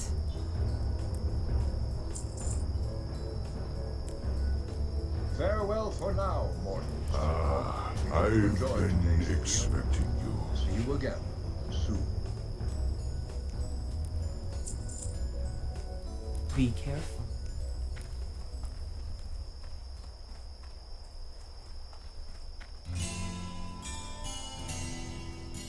Glory to the Horde. Go forth to victory. Hey guys, what's up? Mad Season here, back with another video for you. I've just been making a ton of videos lately. What's going on? In this one, we're going to finish that old 2005 article from the Computer Games magazine. If you haven't seen part 1 yet, I'll have it linked in the description. If you remember, this issue had previews of some exciting features being added to the game, and that's the new honor system, new instances, battlegrounds, and world events. Blizzard isn't resting on its accolades. What will happen when its orcs and gnomes hit puberty? A look inside the near future of World of Warcraft. The biggest effort early on will be to add many new instances, including raid instances, to the current mix of spawned areas. That's right, it's kind of easy to forget that this was just a few months in. The only raids that we had at this point are the Molten Core and Onyxia's Lair, something that they're emulating for Official Classic. These raids are designed to challenge around 40 people at a time with various objectives in mind, with some pretty amazing loot at stake. As of this writing, the highest level item in the game is coded purple or epic, such as the Deathstriker dagger with a speed of 1.70 and a 45.6 damage per second, with all attacks guaranteed to land, all of which will be critical strikes for the next 3 seconds. Whoa. I was a little confused by this because this is actually called the Fellstriker dagger. I remember it well as a vanilla rogue. It was indeed the Deathstriker dagger though, and was only changed in patch 1.3 for some reason, which must have come after this article. But in a raid, you might be able to pick up 2 more valuable classes of equipment: Legendary, which is red, and Artifact, which is orange.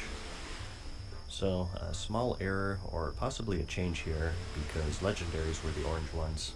And as for Artifacts, although these were often rumored and even hoaxed back then, they only saw the light of day in the Legion expansion. The reason they picked 40 as sort of the magic number for a raid population cap was because, on average, that's the size of a World of Warcraft guild. That's a cool fun fact, I think. I always wondered, why 40? Was that standard of other MMOs at the time?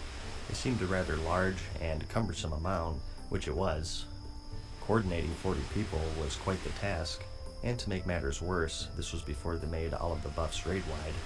You had to manually buff every single player, and Paladins had it the worst since their buffs only lasted for 5 minutes, so with 40 people, you were just constantly running around and buffing people for your 4-hour raid. It was made less awkward with add-ons, and later on they added 60-minute party-wide buffs at the cost of reagents, but in March of 2005, which was when this article was written, it was a cluster frick. What do you need? Pardon my French. There weren't any AoE resurrects, so your healers would have to resurrect 39 people every wipe, and it goes on and on. 40 was a huge number, and it brought a lot of cumbersome aspects that you wouldn't think about. They foresee these encounters as mostly guild-related affairs, since guilds will initially have the easiest modes of organization within the guild interface or via their own websites. However, long-term, once they get some extra resources, they'd like to do some of the web-based group coordination stuff.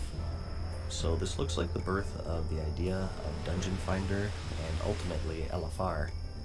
I mean, it took them like 4 years for the Dungeon Finder, and like 7 years for Raid Finder, For the but they got Horde. there.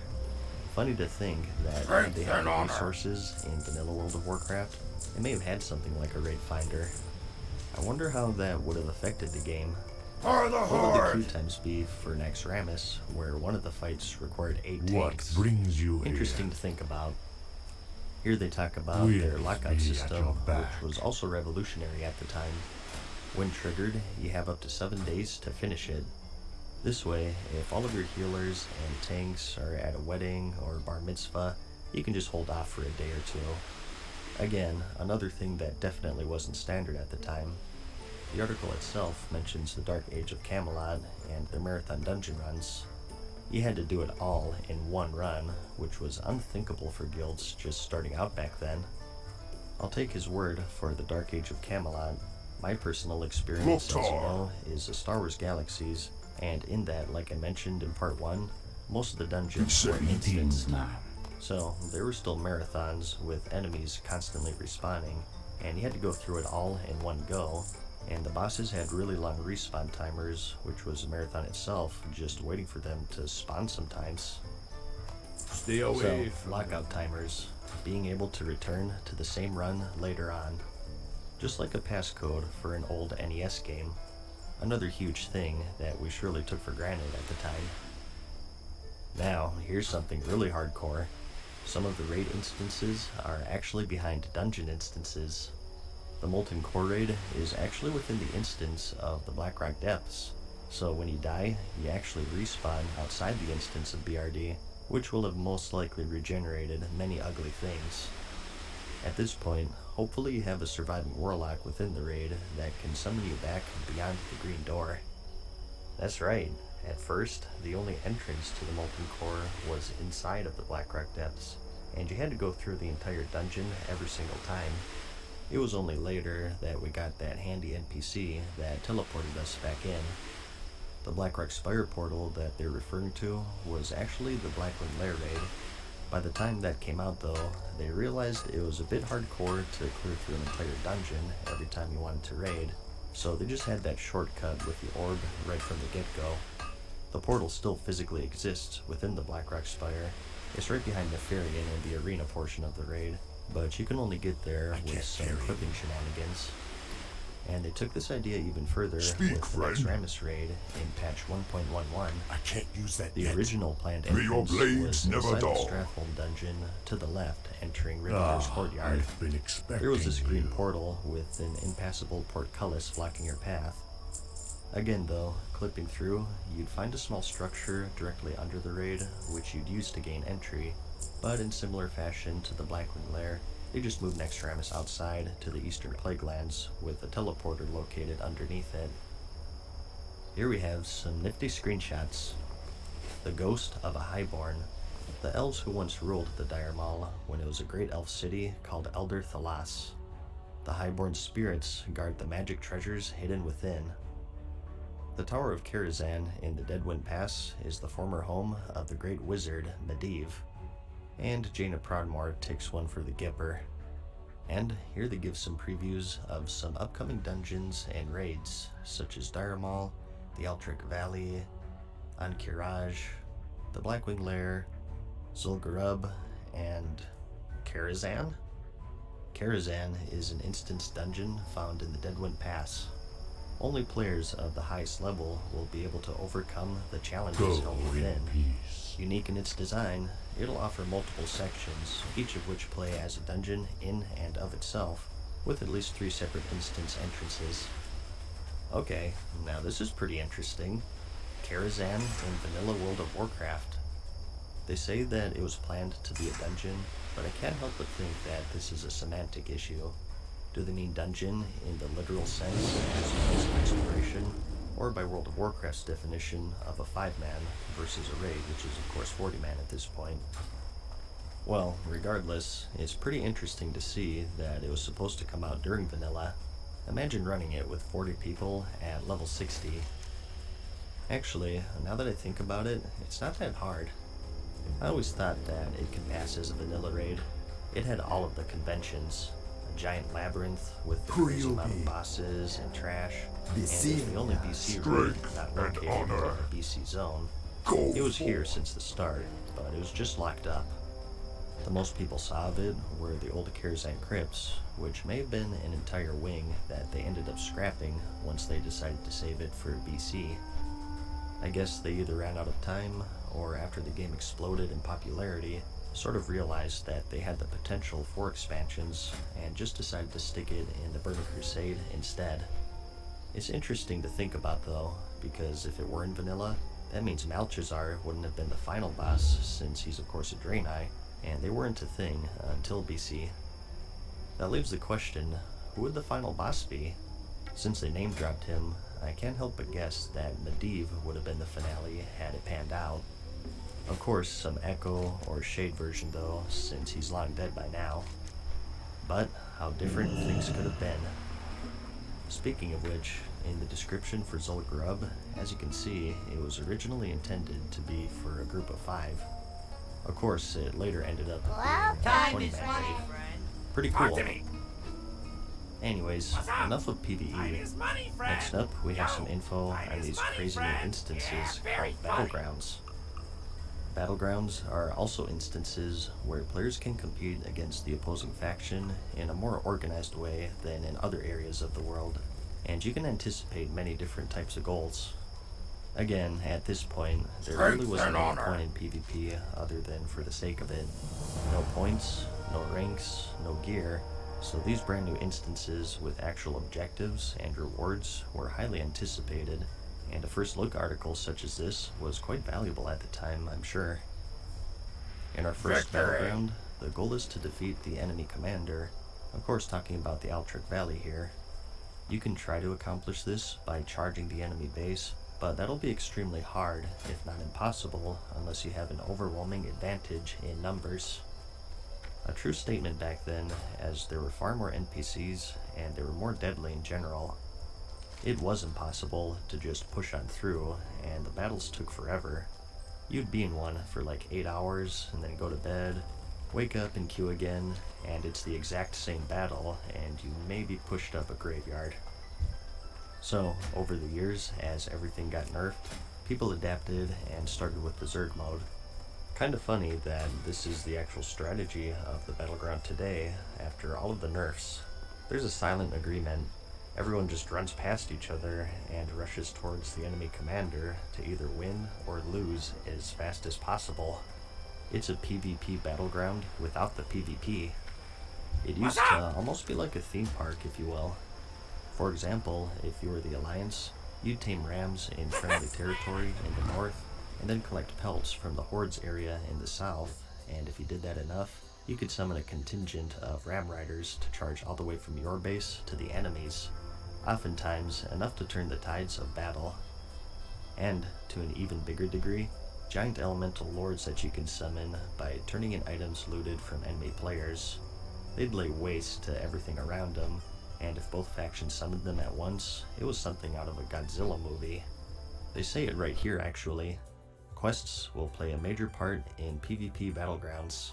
While some players will be actively engaged in fighting enemy players, others will contribute by fulfilling quests that directly help their side's war effort.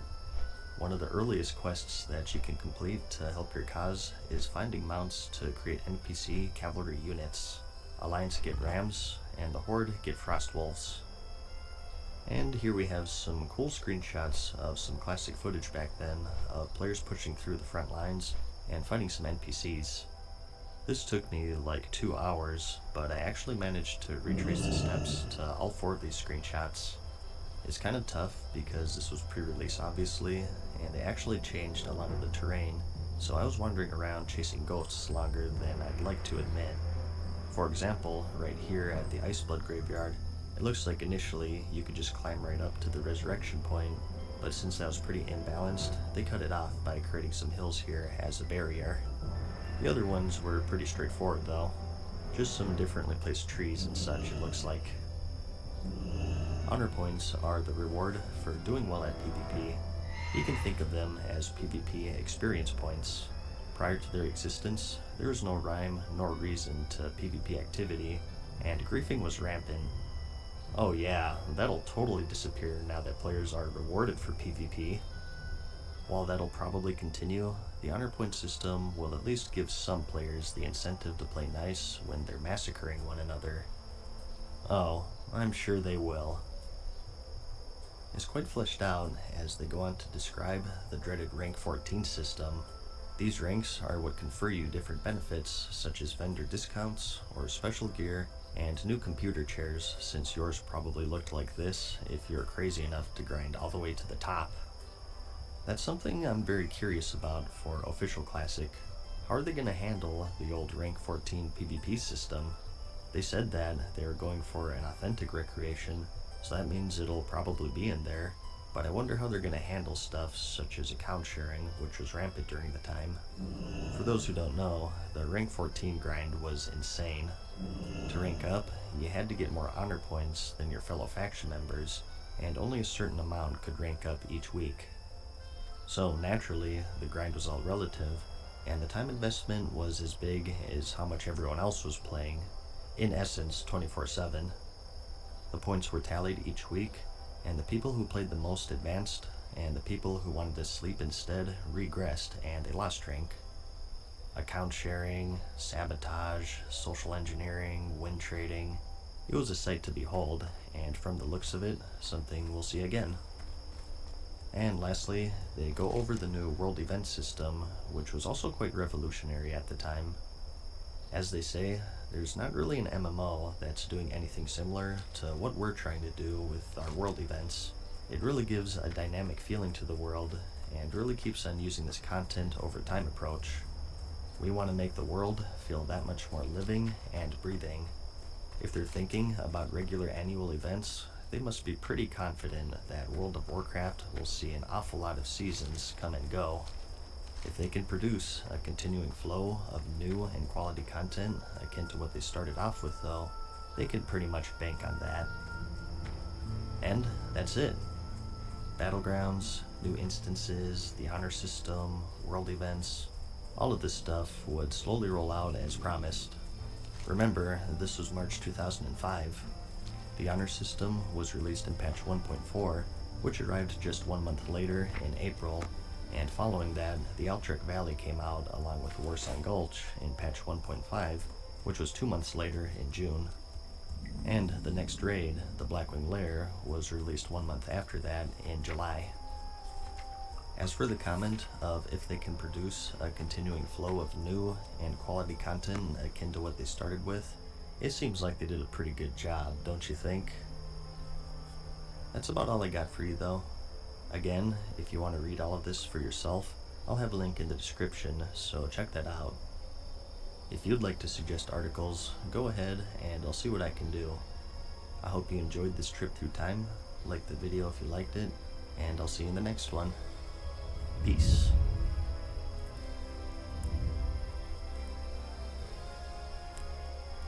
Farewell for now, mortals. We hope you enjoyed today's video. See you again soon.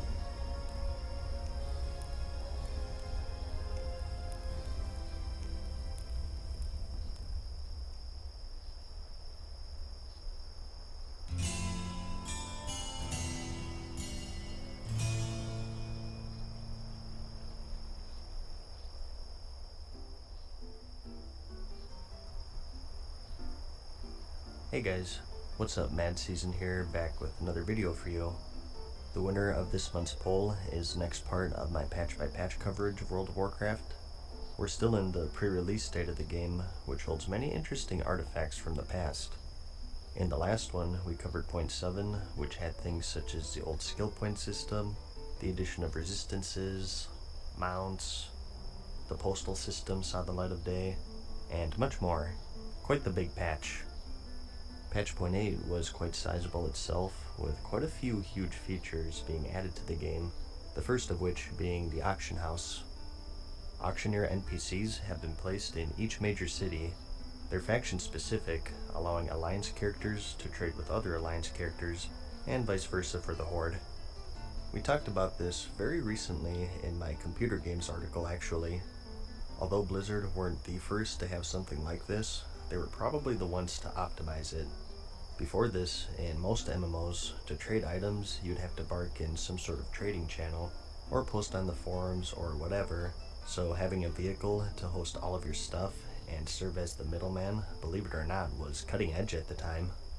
And something that a lot of people don't know, I think, is that back then, each of these auction houses were independent at first, meaning that auctions put up in Stormwind could only be bought in Stormwind, and so on for the other cities. This was quite confusing and cumbersome for players though, so in patch point 9 before release, they took out all but one for each faction, leaving just Ironforge for the Alliance and Orgrimmar for the Horde. Now, I can't find any patch notes proving it, but I swear that in vanilla, we did indeed at some point see a return of this unlinked system. I remember traveling to each major city and checking each auction house to see if it had an item that I was looking for, but I can't find proof that it was actually a thing. I feel like it's a Berenstain or Berenstain sort of thing, so for the sake of my sanity, if anyone in the comments can either confirm or deny this, that would be much appreciated. What I do know though was that in patch 1.9, they were all linked together anyways, so it didn't matter where you posted it. So, the auction house. Just another example of how ahead of the time the game was back then. Speaking of which, this patch was also when the talent system first saw the light of day. Talents are now available for the warrior and mage classes. Players can open their talent interface by clicking the button or pressing N, and they'll eventually be available for all classes. So, as you remember, at this point, we had that weird skill point system that was common in RPGs back then. You level up, get skill points, and put it into main stats, weapon proficiencies, trade skills, mount training, and so on. And this style in general was much more intricate and difficult for players, requiring some research before they spend every single point, so they don't end up building dud characters. If you've read the old pre-release articles of the game, you know that the developer's main goal was to make it much more casual friendly than everything else at the time. There was an open market for a game that's easy to hop into and to understand, and as they say, one that doesn't make you want to cry in the corner after messing up. This talent system was basically born from this mentality. No more dull attribute increases, but rather added the fixes to certain spells, such as increased damage, reduced cooldowns, or resource cost, and even new skills entirely, complete with a neat and intuitive interface with nifty art in the background unique for each spec. Much more digestible for the average player. The only thing that wasn't friendly at this point was the fact that you couldn't respec, but as you would imagine, this didn't last for long. In fact, the direct next patch after this, they would add a respec NPC for players wanting to try different builds. As you can see, they're quite similar in looks to the final product that we got. It's just that certain nodes are in different spots, or they just changed different things. In general, they're a bit more confusing to navigate, with many more nodes requiring prerequisites, and some even requiring nodes from 2 different directions. Here we see a form of the old troll regeneration racial in the protection warrior tree, which is pretty funny. And lots of improvement to sex, which is always a good thing. Other than that though, they're the talent trees pretty much. 3 specs that progress downward to more substantial buffs or abilities. As for the skill points, these weren't completely phased out yet, as they would still be used for things such as trade skills, but as you'll see in upcoming episodes, their days will be coming to an end as the game moves further into the casual atmosphere leading up to release. PvP saw some big changes last patch, as you may remember, with the addition of actual PvP servers. Now that people were getting into the thick of it with each other though, a lot of imbalanced aspects of PvP were starting to become clear. In this patch, they introduced diminishing returns to all crowd control spells. That's right, before this you could get locked down pretty much infinitely, which was quite problematic, especially considering that those spells lasted for a full round at the time. You know, that's pretty funny that they didn't think of that. I mean, crap. I got sapped. Well, let me go get a beer.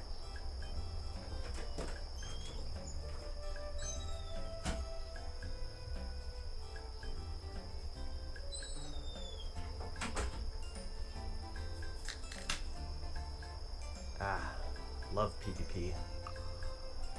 2 hours later. Oh, it's about to wear off. Son of a... For the Horde! Anyways, where was I? Another PvP related change is the new guard system, which makes it so NPCs will call for guards whenever there's a player of the enemy faction nearby. The questing hubs were getting overrun quite easily, I suppose, so this was introduced to try and add some sort of safety for the lower level players just trying to do some questing. As you can see, it's mainly for the areas under level 20, since there are probably level 40s just camped out there sometimes, terrorizing the newer players. I remember the worst offender was the mushroom vendor in the Terran Mill. This guy patrolled around and would sneak up on players and summon a bunch of guards to chase you down, and even worse was when they added dishonorable kills, but I'll save that particular rant for when we get to that patch. And here we have the click to move option being introduced, and your first thought may be that this is one of those weird pre-release things that never made it to the live game.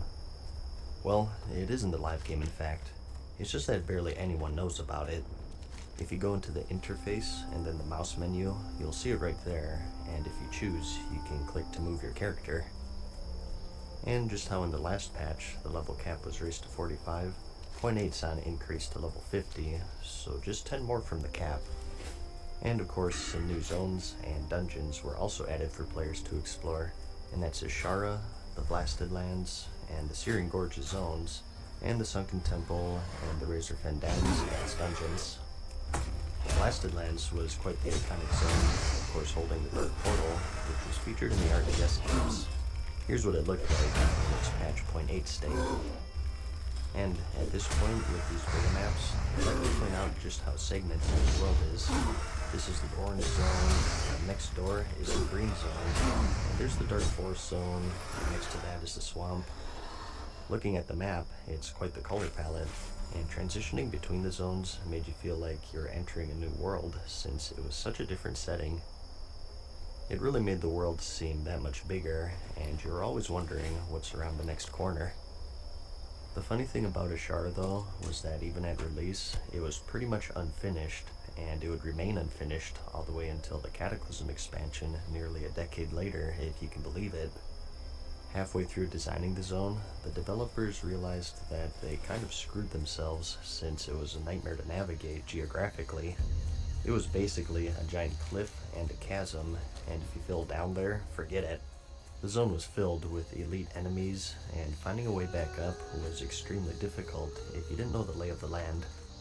So, because of this, they just sort of threw their hands up and went, "Ah well," and they scrapped it midway through, making it as mainly an area for exploration or grinding. It was actually a really popular spot for the old gold selling bots, since no one was ever there. There would be these hunters killing the blue dragons there, obviously botting, but no one was ever there to report them. So one way or the other, the zone did see its uses. There was also the Desert robot, and some sadistic developer also decided that it would be a good idea to throw the Aqua Quintessence company as well. You needed this to dodge the runes in the Molten Core raid, and if you weren't revered with the Hydraxian Waterlords, you'd have to go all the way out there every time to get a new one, and it wasn't even somewhere convenient. It was on an island in the ocean, in the middle of nowhere, in a zone that was in the middle of nowhere. The zone itself was also a bit different. Right near the entrance was an area called the Forlorn Ridge, and at release, this was blocked off by a big mountain, but in the beta, you had a little path that led you up. It's rumored that this was going to be the site of a battleground called the Ashara Crater, but that was eventually scrapped and they closed it off on the live servers. There were even Horde and Alliance footholds on each side of the mountain, which would serve as entrances to the battleground. Another interesting point here is the addition of the planesjourning ability for the Tauren. I think this is one of the more widely known quirks of early World of Warcraft, so I won't spend too much time at this. But at first, Taurens didn't get mounts. They instead got the planesjourning ability, which made you serve as your own mount, sort of. You'd have to build up a gallop by running around without being hit, and you'd move faster and faster until eventually you reach a top speed, which would match the mounted speed of any other race, as long as nothing was hitting you. So, as you'd imagine, it gave an unfair advantage in PvP, since you could just run circles around people. As long as you could kite, it was like being able to attack while on a mount, making Tauren hunters quite the force to be reckoned with. So that's why it fades on hit and can't be cast on combat. Because of this though, it made it inferior to the normal mounts that everyone else had. Whereas only days would dismount you from the normal mounts, Taurens just needed to be hit, making it much harder to maneuver around everything. And you also lost your momentum whenever you stopped, so it's sort of like that speed with Keanu Reeves, where you had to keep moving, unless you wanted to take another 10 seconds to ramp up again.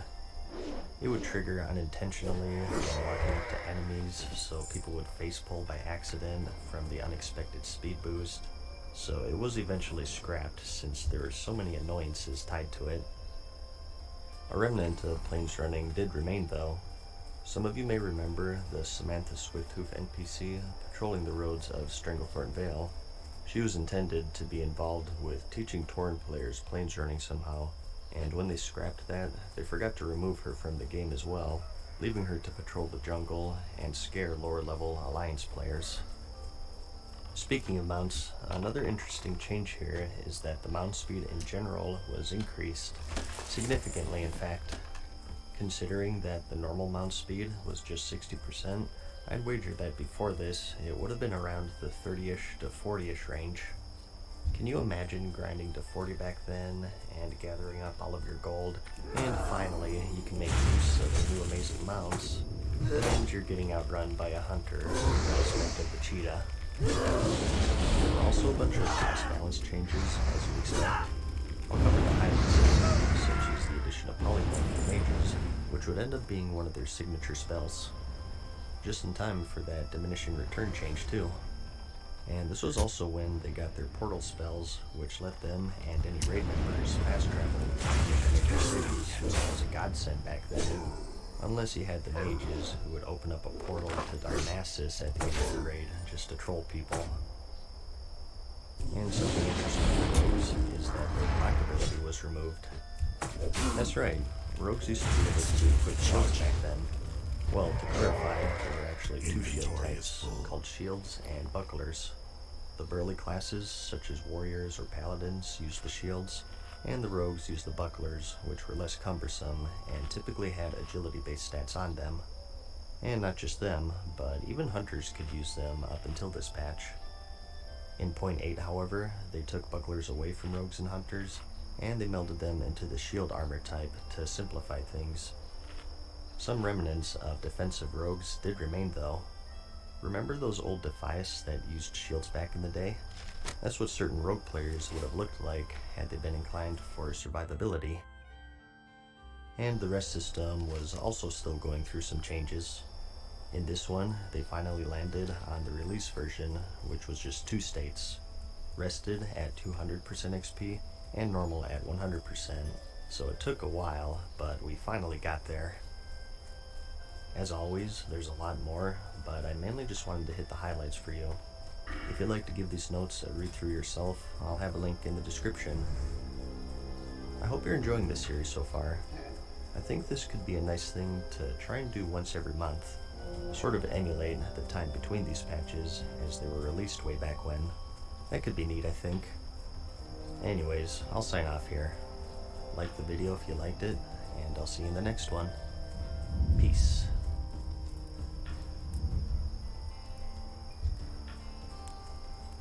Farewell for now, mortals. We hope you enjoyed today's video. See you again soon.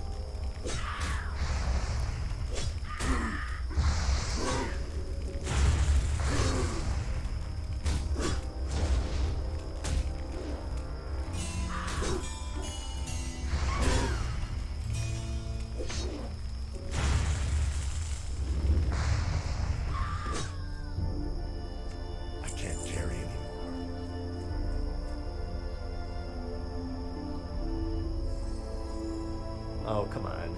You knew that this one was eventually coming, right? The corrupted Ashbringer. Like many others in this series, one of the most iconic weapons to ever exist in the game. Found only in the Nextramus raid, this weapon was firmly out of the reach for 99% of the player base for vanilla World of Warcraft, but that didn't stop them from dreaming. It dropped off of the 4 horsemen fight, who were found at the end of the Death Knight wing, so even if you were one of the few to make it to them, they were one of the hardest bosses in the entire raid, simply due to the fact that you needed 8 tanks to beat them. Needless to say, they went unkilled for most guilds, and only a select few slack-jawed daffodils could say that they conquered the 4 horsemen, and even fewer could say that they obtained this mythical weapon. Wielded by the great Alexandros Mograine, the Ashbringer weapon would become famous for its power to slay any undead creature, obliterating them into ash with a single swing. As for Mograine, he was the former High Lord of the Silver Hand, which was an order of paladins created after the First War by Uther the Lightbringer. He first laid eyes on the Ashbringer in the form of a dark orb in the possession of a nameless orc warlock. An artifact of shadow, it was of no use to a paladin of the Silver Hand in its current form, but in an attempt to destroy it, Mograine and his companions purged the crystal with a holy spell. Instead of shattering it, however, it reacted to the light and became a physical manifestation of holy magic, which had the power to heal any wound and smite any undead creature. He then traveled to Ironforge and asked the great smith, Magni Bronzebeard, to forge a weapon from the crystal, and thus the Ashbringer was born. It was then that Alexandros was appointed the High Lord of the Knights of the Silver Hand, and with Ashbringer in hand, he led the fight against the Lich King, slaying countless of his undead minions, no matter how powerful. Having caught wind of this, however, the Lich Lord Crusade hatched a devious plan. He had one of his agents corrupt Alexandros' son, Renault Mulgrain, and turned him into an agent of the Lich King. He led his father into Stratholme, where he had set up a Scourge ambush. Miraculously, Alexandros was able to fend off the ambush.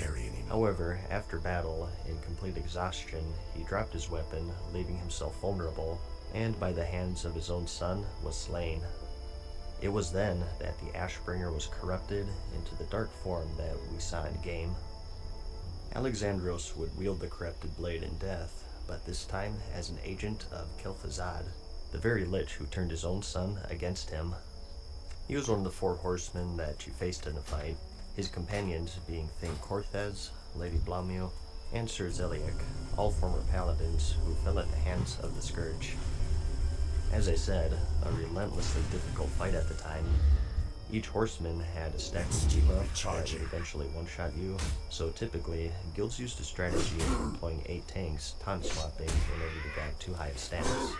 Although there were alternatives, typically less practical strategies using fewer tanks. And like I said, they were at the end of the Death Knight wing, after the instructor Vesuvius and Gothic the Harvester, so even making it to them was an impossible feat for many. The method of obtaining the weapon was fairly straightforward though.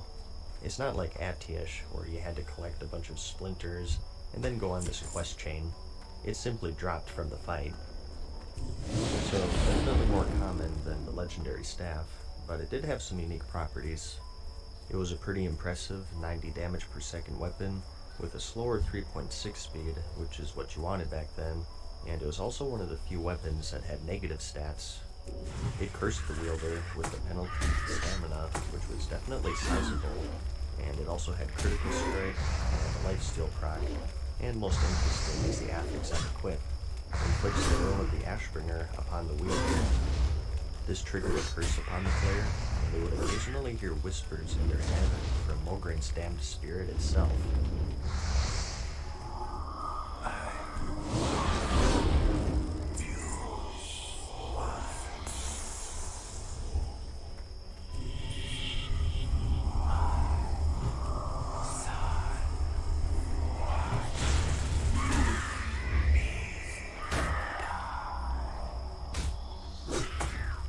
And being the embodiment of all evil, basically, equipping it also made you temporarily hated with the Argent Dawn faction, and if they saw you wielding it, you'd be attacked on sight. So players always had to be careful going into any Argent Dawn hub. And another unique thing was if you brought it into the Scarlet Monastery dungeon, its inhabitants would become friendly and stop in their tracks if they saw you walk by. Going into the cathedral wing of the dungeon, you'd find Renault Mulgrain, and if you had the blade equipped, you triggered the following cutscene.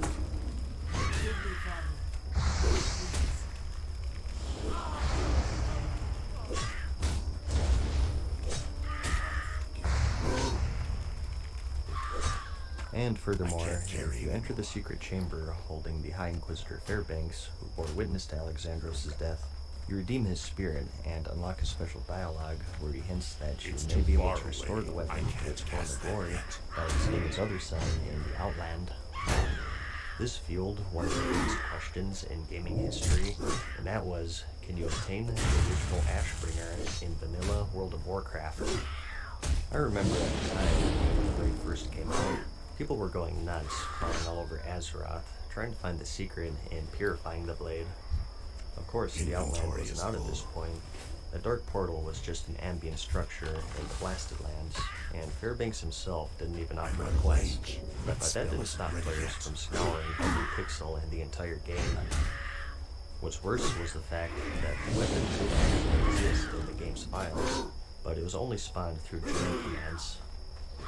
And Blizzard even teased players by putting in other NPCs and books which referenced the weapon or suggested that Nat Hagel, the fisherman, knew of its location, which then prompted players to start fishing for it. It was one of the biggest scavenger hunts in gaming history, and Blizzard themselves said that it was a mistake to give players the corrupted counterpart in the first place. Due to all of these breadcrumbs, it's speculated that Blizzard would indeed have plans to make the legendary Ashbringer available to players, but due to unknown reasons, it was eventually scrapped, and all events related to the planned chain started and ended in the Scarlet Monastery. Even though I think the Might of Manethor is the holy grail of two-handers, due to its notoriety and the potential for that transformation into the legendary counterpart, the corrupted Ashbringer was one of the most sought-after items in the game at the time. And, just like the NPCs in the dungeon, if players saw you walk by with it, it would definitely catch their eye. It's been no longer obtainable along with Adtiesh ever since the Wrath of the Lich King expansion, where Naxxramas was re-released as the first raid. In Adtiesh's case, the questline was simply removed, but for the corrupted Ashbringer, Alexandros lost his spot to Baron Rivendare in the Four Horsemen fight, and with no Alexandros, there's no corrupted Ashbringer to be found. So there was a period during the Burning Crusade where it was much easier to get, but still, it's extremely rare to see these days. I've seen a total of one out in the wild in my 14 years of playing the game. Lore-wise, it fell into the hands of Darian Mograine, who would betray the Lich King at the Battle of Light's Hope Chapel in the intro series for Death Knights in the Wrath of the Lich King expansion. After he was defeated, he tossed the Cursed Blade to Tyrion Fortune, where it was finally purified and used to fend off the Lich King. Days not today. Syria.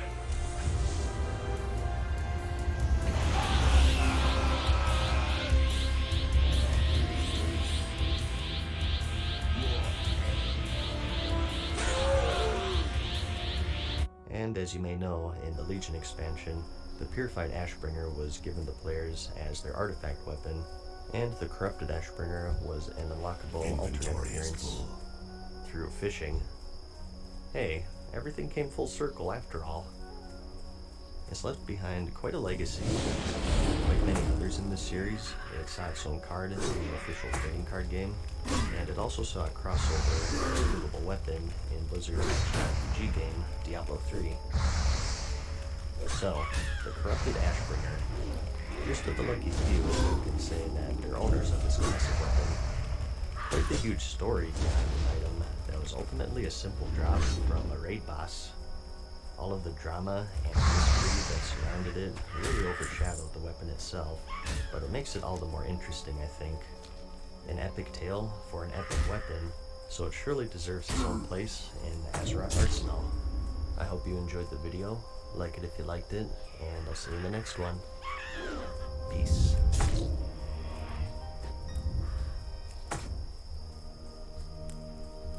Farewell for now, mortals. We hope you enjoyed today's video. See you again soon.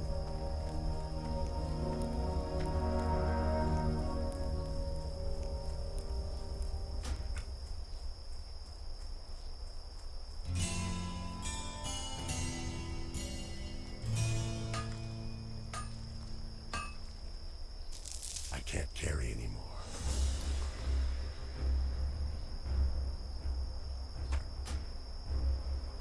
Hey guys, what's up? Mad Season here, back with another video for you.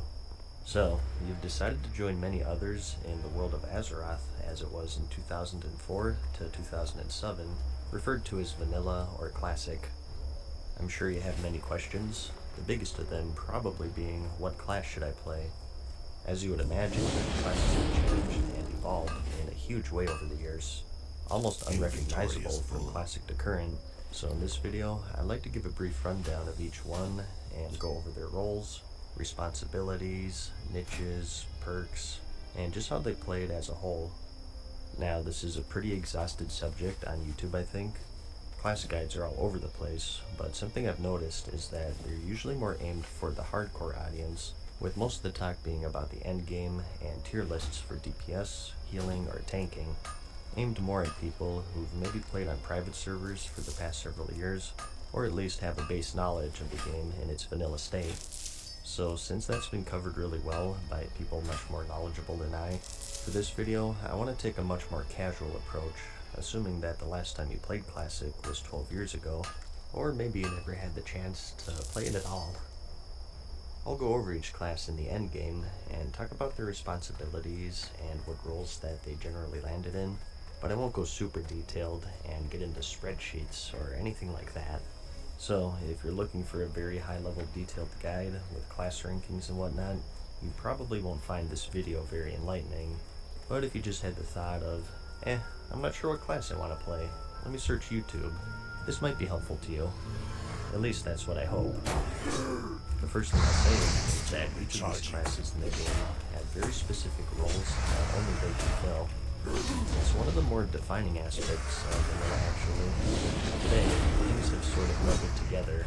Most classes are capable of really good AoE DPS, maybe back then it was the mage's specialty, and today most classes have some form of stun, which was primarily a rogue attribute back then. Everyone is super mobile, has oh crap buttons, big DPS cooldowns. Everyone can do everything basically. This wasn't the case back then, and it has its good sides and downsides. A downside, obviously, is that the balance is questionable. There were certain specializations that you rarely saw because it was still the early stages, and a lot of this was still experimentation. But a good side was that the roles that you could fill were the roles that you could fill, no one else. It gave you more value and a sense of identity. People saw different classes join, and they reacted differently. It was something like, oh cool, a warlock. Now we can summon, and we also have that handy soul stone if we wipe. Or, oh nice, a shaman. Now we get to have that party wipe in. I can guarantee you that this will be one of the first things that you notice as you pick up Classic, and it's part of what made it so special back then. Before we get into the classes though, I should also go over how talents worked, since I'll be mentioning specializations quite a bit. Talents back then were much different. You didn't outright pick a specialization which gave you certain spells. You had access to 90% of your class's abilities regardless of the spec, and putting points into certain trees would just increase the power of those abilities. For example, as a mage who has more points in the frost tree, you still have Fireball, Fire Blast, Scorch, Flame Stroke and whatnot, but they just won't be as powerful as they would be if you had more points in the Fire Tree. So, later on, if I say Fire Mage or whatever, I try to disassociate that with the base system, where for the most part, Fire Mages just have fire spells, or only assassination rogues have poisons. Your toolkit is tied to your class, not your specialization. I just wanted to mention that, since it's one of the more confusing things for those who never played before the Cataclysm expansion. So, in no particular order, let's start with the Warlock.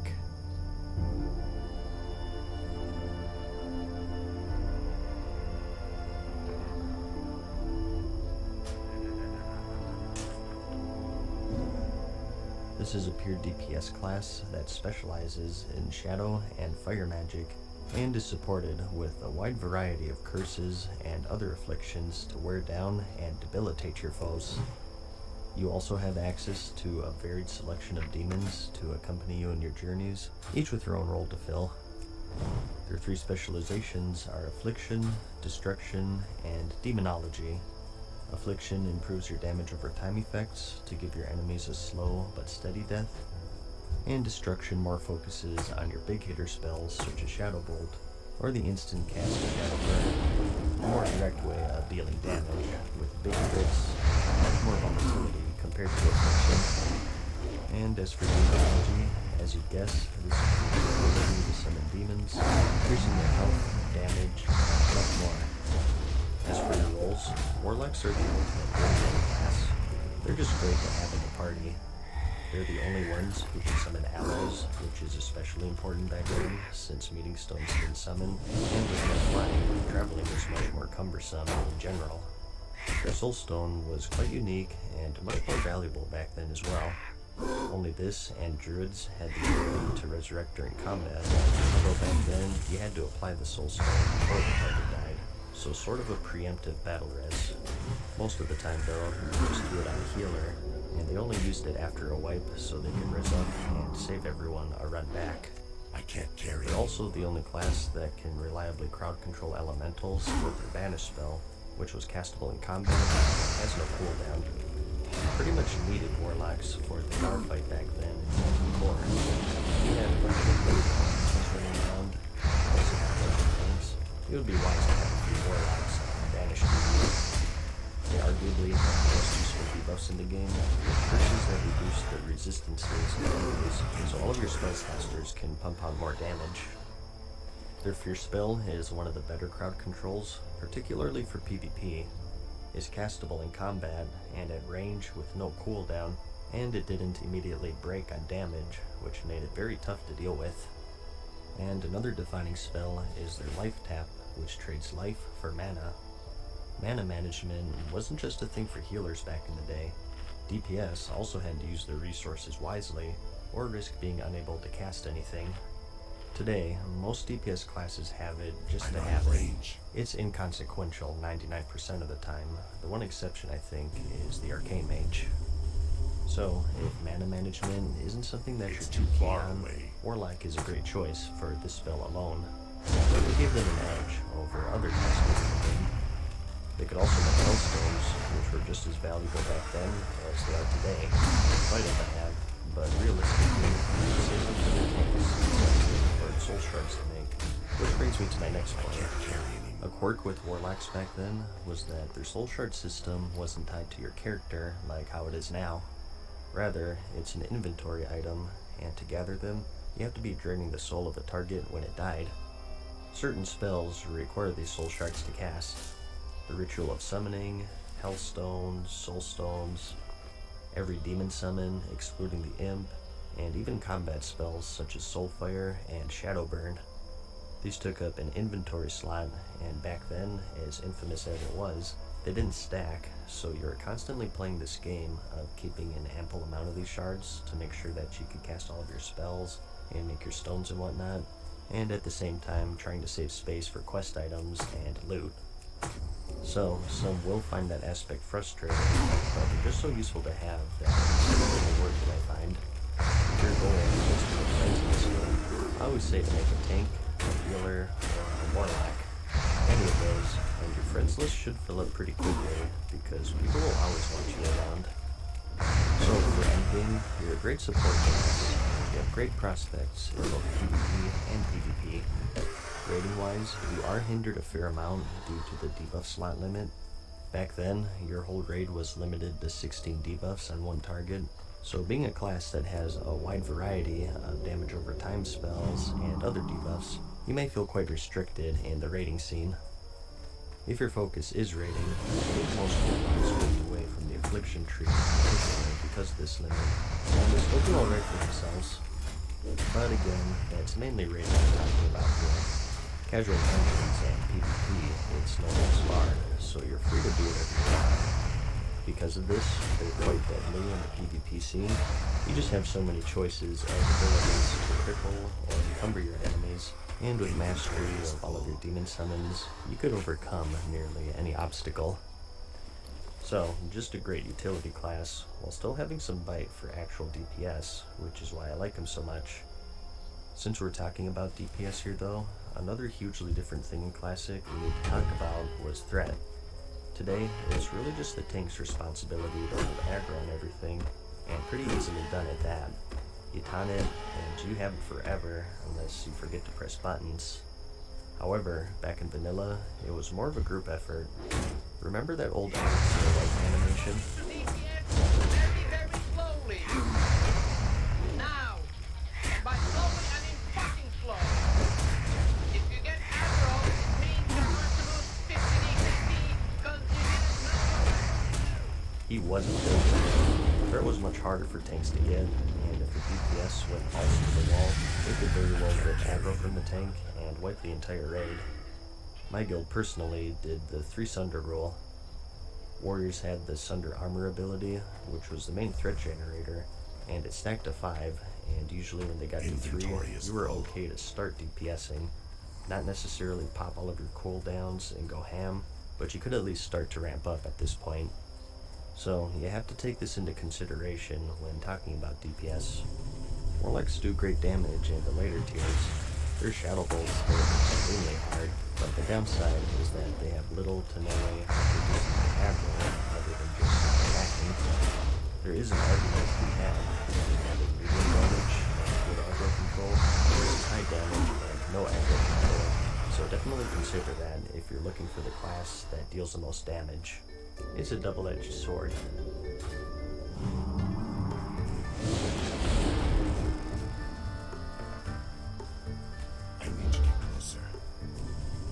Next, we have the Mage. Anyone who's played RPGs before should know the basic gist of this class. You wear dresses, and you have the power of frost, fire, and arcane to freeze, incinerate, and disintegrate your foes. Their playstyles are quite varied. Fire spec is more based on huge bursty damage to kill your enemies in the blink of an eye. A lot of the old PvP videos, you'd have what were called 3-minute mages, where with cooldowns, you'd be able to insta-give people with giant pyroblasts. It's pretty much the definition of a glass cannon though, and you forego defense for the sake of all-out offense.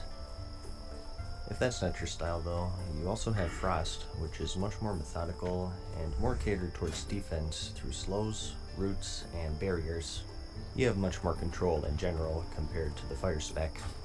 And as for your arcane school, this is where a lot of your utility spells lay. Just to throw out some examples, we have some supporting spells, Puritan Intellect, the ability to dampen and amplify magic, dampen increases magic damage and receive, and amplified does the opposite. You also have a shield, which absorbs damage in exchange for mana, the blink spell to create some distance, and some damaging spells such as the channeled arcane missiles for steady damage, or the AoE arcane explosion. They still had a lot of handy abilities that we have in the current game, the main ones being the ability to conjure food and water, and also portals to major cities. It's just that back then, with gold being so hard to come by, and traveling being so time consuming, they had much more value compared to today. Just keep in mind, if you play a mage and you're hanging out in a major city, you will be asked for food and portals. It's just a fact of life. Some of the more industrious mages, they made quite a bit of gold selling portals to major cities back then. You need to vote the agent to open one up, so there was some justification in charging a price for them. Their shield spell is the most diverse and reliable kind of control in the game. More cooldown, castable at range, and it worked on humans and beasts, which most of the dungeons were comprised of, and combine that with the challenging nature of dungeons back then, and thus the need of CC, mages were always great to have in the group. And its usefulness in PvP is also pretty self-explanatory. In the raiding scene, you'd always want at least a few mages there for food and water, and for their damage too. As I remember, they did pretty good. An interesting quirk that I should mention though is that back then, and this is for any class, not just mages, but enemies did have resistances, so you might be stronger or weaker depending on what you're killing and how you're spec'd. For example, the Molten Core, being the home of the elemental lord of fire, Ragnaros, it had many enemies who were resistant to fire magic, so a fire mage would find themselves quite weak here, as you would imagine. And elsewhere as a frost mage, there are some other fights that are unfriendly to them.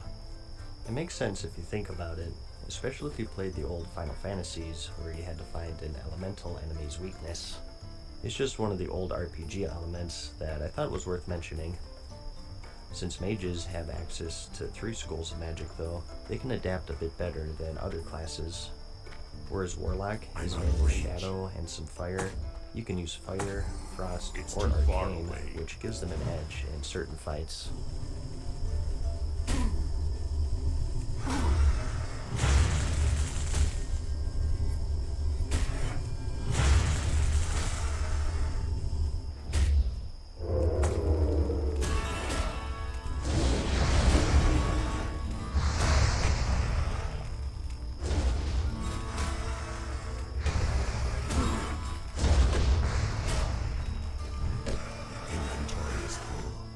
rogues' proficiencies lie in stealth, subterfuge, and assassination.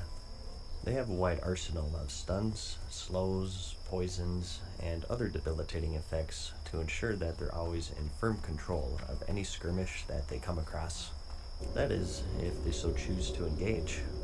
Being just one of two classes to have the stealth ability, the rogues have the advantage of staying in the shadows and striking or disengaging when the time is right. Just the sound of a stealthed rogue nearby is enough to shows that because they know that they're being stalked, and at any moment they'll do this.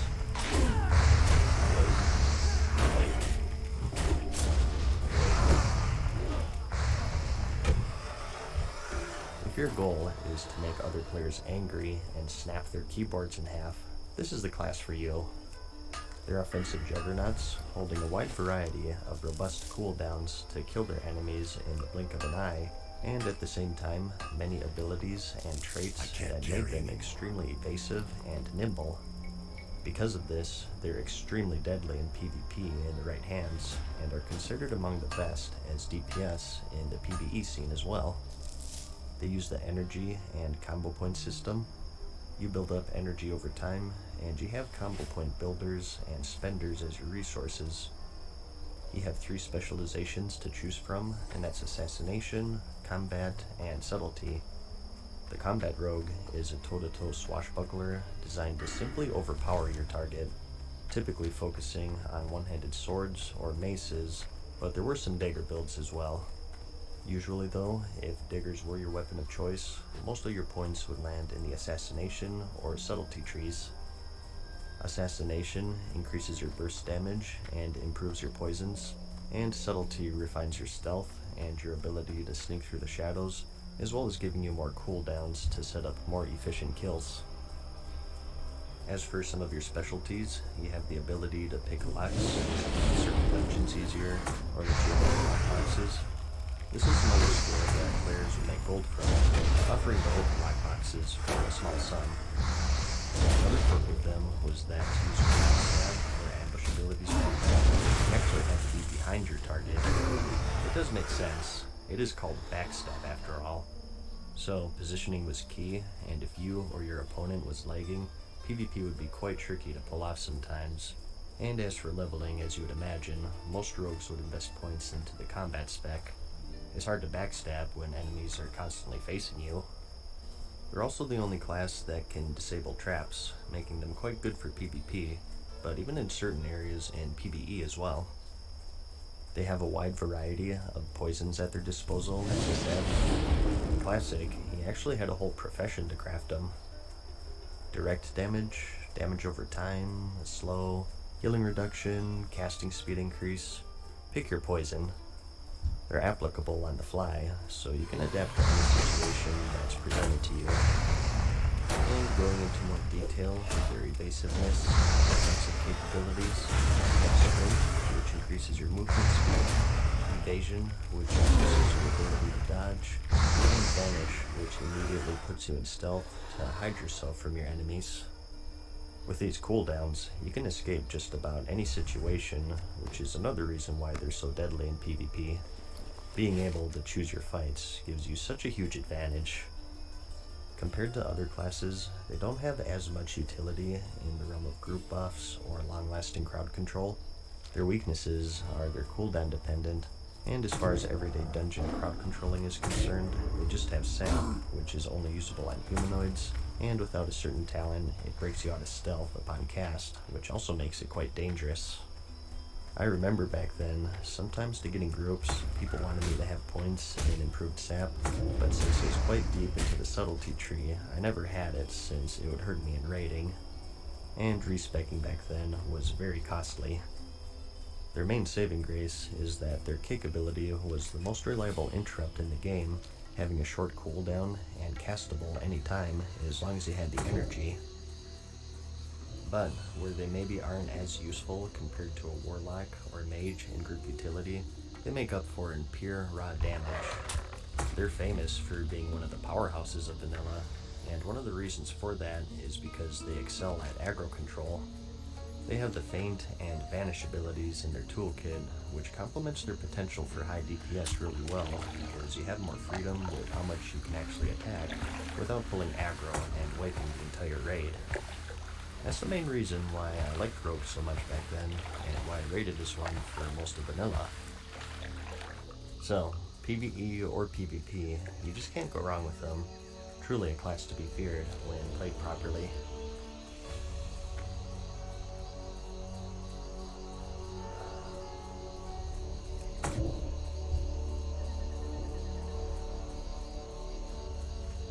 The Hunter is an expert scout and marksman who favors a bow, gun, or crossbow as their weapon of choice, and are accompanied by their trusty companion pet. They're a fourth and final pure DPS class in the game, and they hold a wide variety of devastating ranged attacks to decimate their foes from a distance, and a small arsenal of traps to keep them out of harm's way. If that fails them, however, they have a respectable amount of melee strikes, and a ferocity that's matched only by their beast companions. Bears, leopards, spiders, wolves, the wild holds endless potential allies for the hunter to tame. Some are as common as a household cat, and others are rare trophies that only the most patient can say that they've successfully domesticated. Your three specializations are marksmanship, beast mastery, and survival. Marksmanship, as you'd guess, improves your ability to attack from range, providing increases to your various stings, and even the aimed shot ability, which is a skill that takes a few seconds to line up a devastating hit. Beast Mastery improves your animal companions and your bond with them, providing benefits for both the hunter and the pet. A signature spell being Bestial Wrath, which turns your pet into an unstoppable killing machine. And as for the survival tree, this houses many improvements to your traps, melee attacks, and just improves your control in general. And What are you looking for? Kite. A highlight being your Wyvern Sting, which is a ranged attack that puts your target to sleep. Some of the unique things going on with them that you may have heard is the fact that they need ammo to fire their weapons. This was taken away in the Cataclysm expansion, but for bows and crossbows, Strength. and arrows, and for guns you needed bullets to be able to attack. To help keep your bags clean, you also had access to special ammo pouches or quivers, which typically had higher capacity and also a boost to your ranged attack speed. You also had the ability to equip melee weapons in addition to your ranged. Since hunters really shined at range, these were mainly sought after for the stats more than anything. You may have heard people jokingly referring to every single weapon in the game as a hunter weapon. This is due to their tendency to take melee weapons with little regard to their comrades, even though they don't really use them, either due to selfishness or blissful ignorance. As for the pet system, this was also quite different at the time. Nowadays, pets share the same stats and DPS regardless of what you tame, but back in vanilla, each pet had unique stats. Some were more tanky, some had a really high attack speed, or maybe a slow speed but with high damage, or maybe they had certain unique abilities. For example, the turtles had a nice shield wall, which made them quite nice for tanking enemies, and only the boars had a charge, which would root enemies in place for a second, and wolves had a howl, which would increase the damage of party members, and so on. There's way too many to list. The way you learn these skills was also pretty unique. Certain pets had certain ranks of these skills, and if you battled with them enough, you'd gain the ability to train their skills to other pets. It used skill points, and you had all sorts of abilities and buffs to choose from to customize your pet. Armor increases, certain resistances, and so on. You also had a happiness meter that you had to keep track of. There are 3 levels: unhappy, neutral, and happy, with a damage modifier of 75%, 100%, and 125% respectively. It decreased over time and was only increased through feeding your pet certain foods, and if your pet was unhappy for too long, it would actually abandon you, funny enough. How often you had to feed your pet was affected by the loyalty system, which was another quirk that they had. The longer you journeyed with your companion, the more loyal it became to you, and the less you had to feed it to keep it happy, and it goes on and on. It really had some Pokemon aspects to it. It was quite complicated back then, so it was kind of funny that newer players were often pointed towards Hunter as their first class. That's because they were easy to play at a very basic level, but looking past that, they're actually one of the hardest classes to master, I think. A contributing factor to that being their dead zone. Basically enemies who are too far to melee and too close to shoot. And that's right, if enemies got up in your face, you're forced to bust out your melee weapons and deal with them that way, or find a way to get some range between you. This is pretty easy if you haven't had anything hunted off of you, but up until then, you're on your own, so it's a pretty tricky thing to deal with, especially in PvP. It's a constant battle of keeping other players out of melee range, and you can really notice as clear as day the difference between a good hunter and a bad hunter in a PvP setting. Another unique thing they have are traps. You do still have some of these today, depending on your spec, but I think the best way to put it is back then they were much more substantial, and that's because they were vital in keeping distance between you and your enemy, so with the removal of the dead zone, it kind of faded into the background. But back then, you had to master these things if you wanted to be a decent hunter. You had the normal freezing trap, which as you'd guess froze targets, and you also had your frost trap, which was your AoE slow, and there were some damaging ones. Immolation for a single target dot, and explosive for AoE. A cool set of abilities that helped define the class. And I mentioned this earlier, but hunters back then used mana as their resource, which will take a lot of people by surprise, I'm sure. So no more focus, which means proper mana management becomes an important aspect of the class as a whole. As for your endgame rolls, your DPS obviously, they aren't the most damaging in endgame rating, but they make up for it by bringing some great utility. You had Aspect of the Pack, which was a group-wide speed buff, the True Shot Aura, which was a group-wide attack power buff, Tranquilizing Shot to dispel enrages, and with your Eyes of the Beast, you made excellent trash and boss pullers, and with your tracking, you could pinpoint the location of certain enemies. It was very common to have hunters as raid leaders back then, and it makes sense. They're the forward scouts of the game, leading their comrades through dangerous enemies and obstacles. They had great aggro control with their Feigned Death ability, so if threat control is one of the more scary aspects of vanilla for you, they handle it quite nicely. Probably as good as rogues, if not better. And in PvP, they were quite deadly if they knew what they were doing. They were a threat to everyone. Any melee if they knew how to kite, healers with their mana drain, and even casters if they had the right pet pushing back their casts. I think if you had to pick just one class to describe as easy to learn and hard to master, it's the Hunter.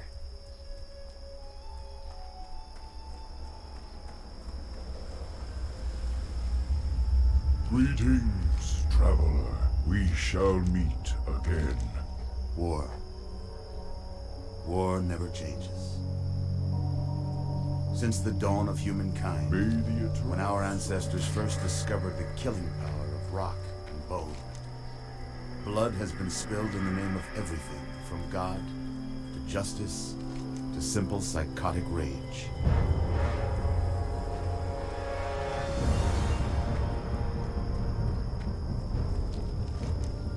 The quintessential melee class of any RPG, the warrior is a heavily armored juggernaut who doesn't rely on cunning nor magic. Rather, they favor their combat prowess and the hefty weight of sharp steel to cut through their enemies. Whereas the cowardly hunters, mages, and warlocks take to running from their enemies, the warrior is the one who chases. No tricks, no ambiguity, just pure raw strength and a thirst for blood. Whether it's your enemies or your own is inconsequential, and that's because a unique thing they have going on is their rage system. Through attacking or being attacked, you generate the rage resource, which you build up over the course of a skirmish and spend on devastating melee attacks. Their three specializations are Arms, Protection, and Fury. Arms focuses mainly on improving your skill with two-handed blades, and some traits that focus on bleeding your enemies to death. It's generally the go-to for PvPers, with their biggest spell in this tree being the Mortal Strike, which reduces the effectiveness of healing, making them one of the few classes to counter healing in the game. protection is their tank spec. They forego the two-hander for a sword and board, and focus on getting threat on enemies and soaking up damage. And Fury is pretty self-explanatory. This spec has a focus on dual wielding, and you buff yourself through the power of Rage, getting some buffs from being hit, and sacrificing some survivability for damage. And although I did say dual wielding there are some builds that use two-handers in the Fury tree. One of their weird quirks back in Classic is their different stances. You have 3 of them, and that's Defensive, Battle, and Berserking. Each one has their own perks. Defensive increases your threat and reduces your damage taken, but it also reduces your damage dealt. As for Berserking, this gives you some crit, but increases your damage taken, and Battle Stance is middle of the ground. No benefits nor detriments. You also had certain abilities that you could use in certain stances. Some examples would be Disarm, which is only usable in defensive, Overpower, which is battle stance only, or an Interrupt Shield Bash, which is usable in both battle and defensive stances. Particularly in PvP, it can make for a hectic time weaving between these 3 stances and adapting to what's going on around you, and since you lost all of your rage when switching, it was something that was pretty tricky to master too. You may have heard the term stance dancing before, and it's something that you'll have to learn for both PvE and PvP. So, not only are they relentless, but they also do very well at adapting to their surroundings and can buff their offense or defense on the fly. Damage-wise, they can really pump it out, and some see them as the best. Again, with quotes around best there, because like some other classes, a downside is that they don't really have any way to get rid of aggro. So, you have to be very careful at the same time. And as for tanking, a lot of you probably know that warriors are the tanks for vanilla. In full plate and with the shield, they're just unbeatable at soaking up damage. Whether it's passive or active mitigation, they're the kings of Classic. And at the same time, with their huge arsenal of taunts and threat generators, they also excelled at holding aggro, which wasn't so easy back then. The better your tank is, the better your raid is, because your DPS can let loose a bit more, and single target or AoE, warriors were great at holding aggro. And if you want to play one for damage, PvE or PvP, you can't go wrong.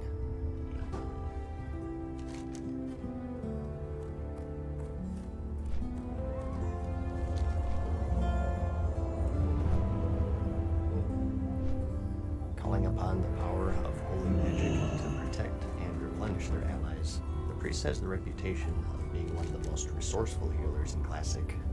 They're as good as healing as warriors are at tanking, and if that's not your cup of tea, drawing upon the power of shadow, they're more than capable of dealing out damage and melting faces. Your 3 specializations are Holy and Discipline, which are based around healing, and Shadow, which is for damage. Let's cover healing first. Due to their flexibility and raw healing power, every raid will have a hefty supply of priests there to keep everyone alive. Big slow cast heals that you can buffer, fast flash heals that you can react with quickly, an area of effect heal, a heal over time to keep things steady, the ability to dispel harmful effects from allies and beneficial effects from enemies, and a boon to stamina, and even a shield to prevent damage. You name it, the priest has it, and it's this extreme versatility is why they're considered the quote best healer by many. As for the differences between the 2 specs, Holy is more of a direct healing tree, while Discipline is more of an increase in supportive stuff like buffs. In Discipline, you have Power Infusion, which increases spell damage and healing on your target, and Divine Spirit, which increases a player's spirit. And in the Holy Tree, you have some passive boosts to healing in general, and even the Spirit of Redemption, which allows you to heal allies from beyond the grave. So it's another preference sort of thing. Do you want raw healing, or a bit of added support? And I am saying Holy or Discipline here, but again, with the Classic talent system, it's not that simple. Usually people say that since you have more points in one tree than the other, so when I say Holy spec, it might be something like 30 points in the Holy tree, and like 21 or something in Discipline, so it's not an all or nothing deal. And that goes for any class really. As for their DPS spec, Shadow, you throw away the Divine in favor of dark shadow magic to melt faces.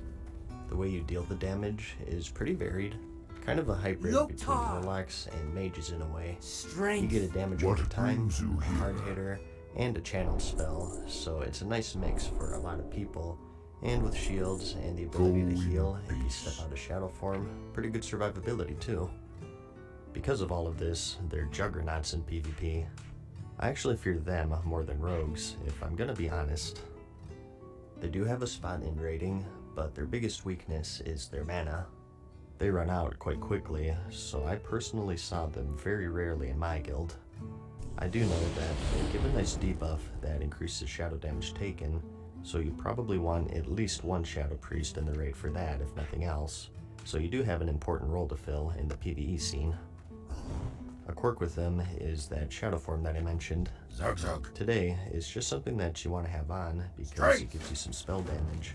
But in Classic, in addition to the damage, this form would lock you out of most of your healing spells actually. You can only use any shadow-based spell and your shield, and if you want to heal, you have to exit the form and then patch yourself up, and then re-enter it. It's extremely tough on your mana, and should only be used as a last resort.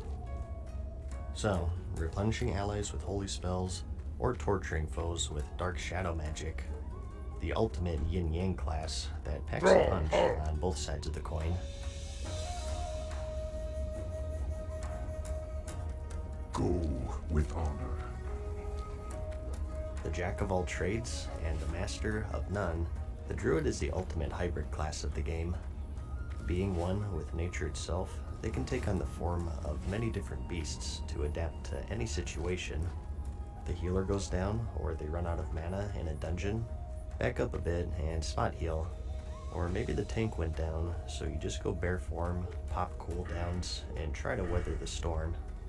They're a great choice for players wanting to do a little bit of everything. Certainly the most nimble out of all of the classes with their travel form, which makes them second to none in escaping sticky situations or running flags in the Warsong Gulch. Your three specializations are Restoration for healing, Feral for melee DPS and tanking, and Balance for caster DPS. Let's cover healing first. Your toolkit consists of 2 heals over time, 1 standalone and another through a flash heal, an instant cast heal, a slower big heal, and a few others. Their toolkit isn't as diverse as a priest, but they make up for it in other ways. Now, this isn't tied to just restoration, but one of the nifty things that you have is your battle res, Rebirth. Like I mentioned earlier, the Warlock and Druid are the only classes capable of resurrecting players in combat, the former having to preemptively cast a Soul Stone before the target dies. This itself is extremely useful, as you would imagine, and it can save you a wipe if your tank goes down. Go forth to victory. And not only that, but you also have the Innervate spell, which buffs mana regeneration and is castable on anyone. So, where some may say that they lack the rock healing power of the priests, they make up for in utility and support, and are always great to have in the raid. And they also have some pretty good crowd control capabilities. Their roots can take any melee out of the equation, as long as you're outdoors, and they also have the Hibernate spell for beasts and dragonkin. And they also have the Mark of the Wild, which is a pretty important buff, increasing your armor, attributes, and resistances of you and your group mates. Another quirk with them, this time a negative though, is that they don't have a normal out-of-combat resurrect, believe it or not. In raiding, it doesn't really matter because you're gonna have priests and paladins anyways, but for dungeons, if you had a druid healer, you had to sort of account for that and make sure that you bring a class that's capable of rizzing, such as a paladin or a shadow priest or something. My first character that I leveled back in 05 was a paladin, and the first group of friends that I made had a druid healer, so they'd always bring me along for my charming personality first off, but also because I could actually resurrect out of combat. So just something to keep in mind. It is a turnout for a lot of people. Another thing I should mention, and this was true for any class with heals over time, is that a player can only have one of these active on them at any given point. That's right, if you had 2 druids, only the most potent rejuvenation would stick on your target, and the weaker one would get a message saying that a more powerful one is already active. This limit would only be removed in patch 2.0.1, which was the Burning Crusade pre-patch. I don't want to say that druids were built around these heals over time back then, as they are now. I mean, they only had 2, but they were the ones who were the most affected by this one hot limit, so they do take a hit there. As for the feral spec, this is a little tricky since it's for tanking and DPS. This tree buffs your bear form for tanking and cat form for DPS. In bear form, you get rage just like a warrior, and you maul your enemies to death basically. They have a lot of trade-offs compared to the warrior. On one hand, druids have some self-healing, and they're immune to polymorph, and are much more mobile in general. But on the other hand, they're a bit squishy compared to warriors, since they can't block nor parry, and they lack big defensive cooldowns, such as the Last Stand or Shield Wall. But on your mutant third hand, they have the ability to step out and decurse, battle res, or innervate when needed, so it's whatever your preference is. As far as raiding is concerned, people generally defaulted to warriors over druids. You will see druids tanking certain fights, but since warriors are so good in general, they kind of take the back seat to them. As for your cat DPS, similar to the rogue, you use the energy and combo point system. Very similar abilities to the rogue, with bleeds and backstabs and whatnot. And rating wise, they kind of have a similar thing going on here though. They have their roles certainly, but they don't scale the best as I remember, so you may find it harder to get into a raiding group compared to, say, a rogue for instance.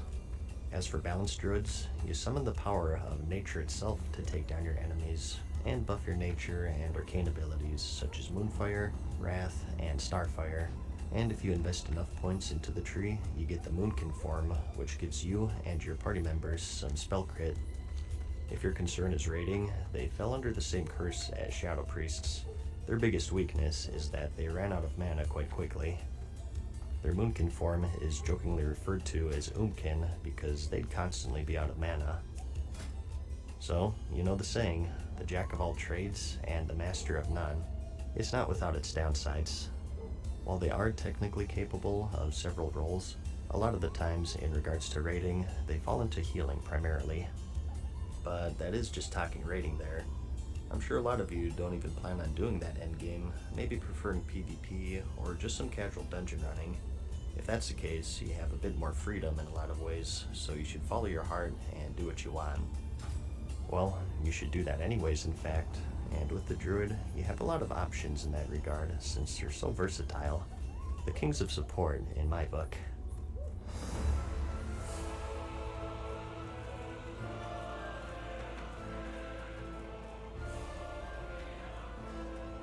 Paladins do battle to protect the world from the forces of shadow. Powerful warriors in their own right, they can also call upon the light to heal wounds, create shields of force, and incinerate evil creatures. At least that's what their official description says. You wear heavy plate, and judging from your spellbook, you have a strange infatuation with fists and hammers. For the Horde! You're the judge, jury, and executioner, with emphasis on the latter. And your 3 specializations are Retribution for DPS, Protection for tanking, and Holy for healing. For Retribution, you pick up a 2-hander and unleash some righteous smiting on your enemies, and for Protection, you pick up a sword and board, and with the power of light, protect yourself and your allies from harm. And with Holy, you call upon the power of, well, holy magic to keep your allies alive. This class has also changed quite a bit over the years, rivaling the Hunter even. Some of the cool quirks that you have are your blessings. The Paladin has access to a plethora of buffs to aid your group mates. Attack power, stat increases, threat reduction, and much more. Something you may have heard is that these were relentlessly annoying to keep up since they had a 5-minute duration, and with 40-man raids, it's quite a lot of buffing. But luckily, Classic is based off of patch 1.12, where you had the greater blessings, which cost a reagent to cast, but also they had durations of 15 minutes. So these blessings in general are very useful for dungeons, raids, PvP, solo play, whatever. They were one of the more defining aspects of the class, and it made them great group mates actually. And another unique thing they got going on are their auras. These are party-wide buffs that increase armor, resistances to certain schools of magic, a thorns buff that deals damage to attackers, and so on. They were just as essential as the blessings, especially those resistances, since there were some fights that were based around stacking them. And next, we have the seal system. Basically, these were enhancements to your melee attacks that did a variety of things. We have some extra holy damage per swing, some healing per swing, maybe some mana, and tied to each of these seals was a judgment effect. Essentially, if you cast the judgment spell on an enemy, you got another effect unique to each seal. For example, with that healing seal I mentioned earlier, it debuffs the enemy and any ally hitting it will now get some healing per melee attack. And it's the same for the mana seal, and for the holy damage one, it just does some straight instant holy damage. And there's a bunch of other cool effects for all of the other seals.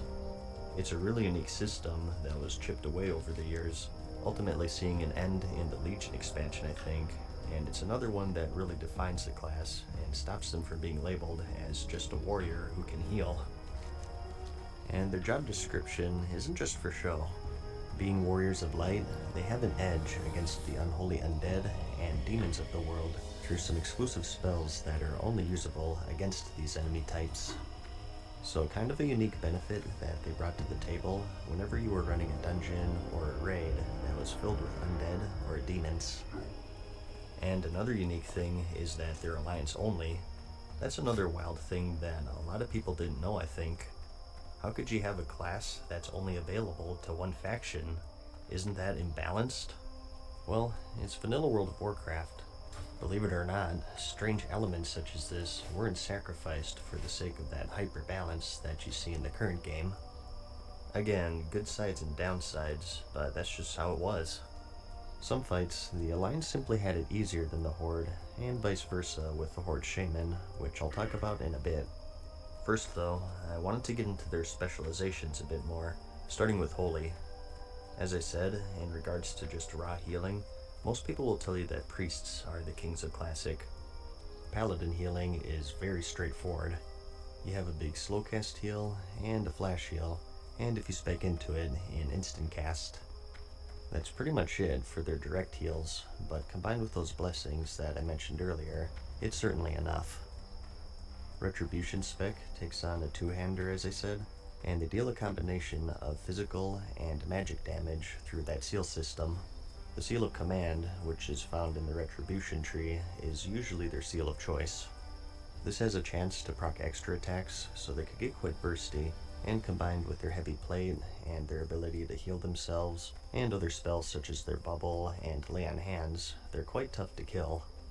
It always seems like you have to kill a paladin like 3 times to actually kill him, which makes them quite dangerous in PvP.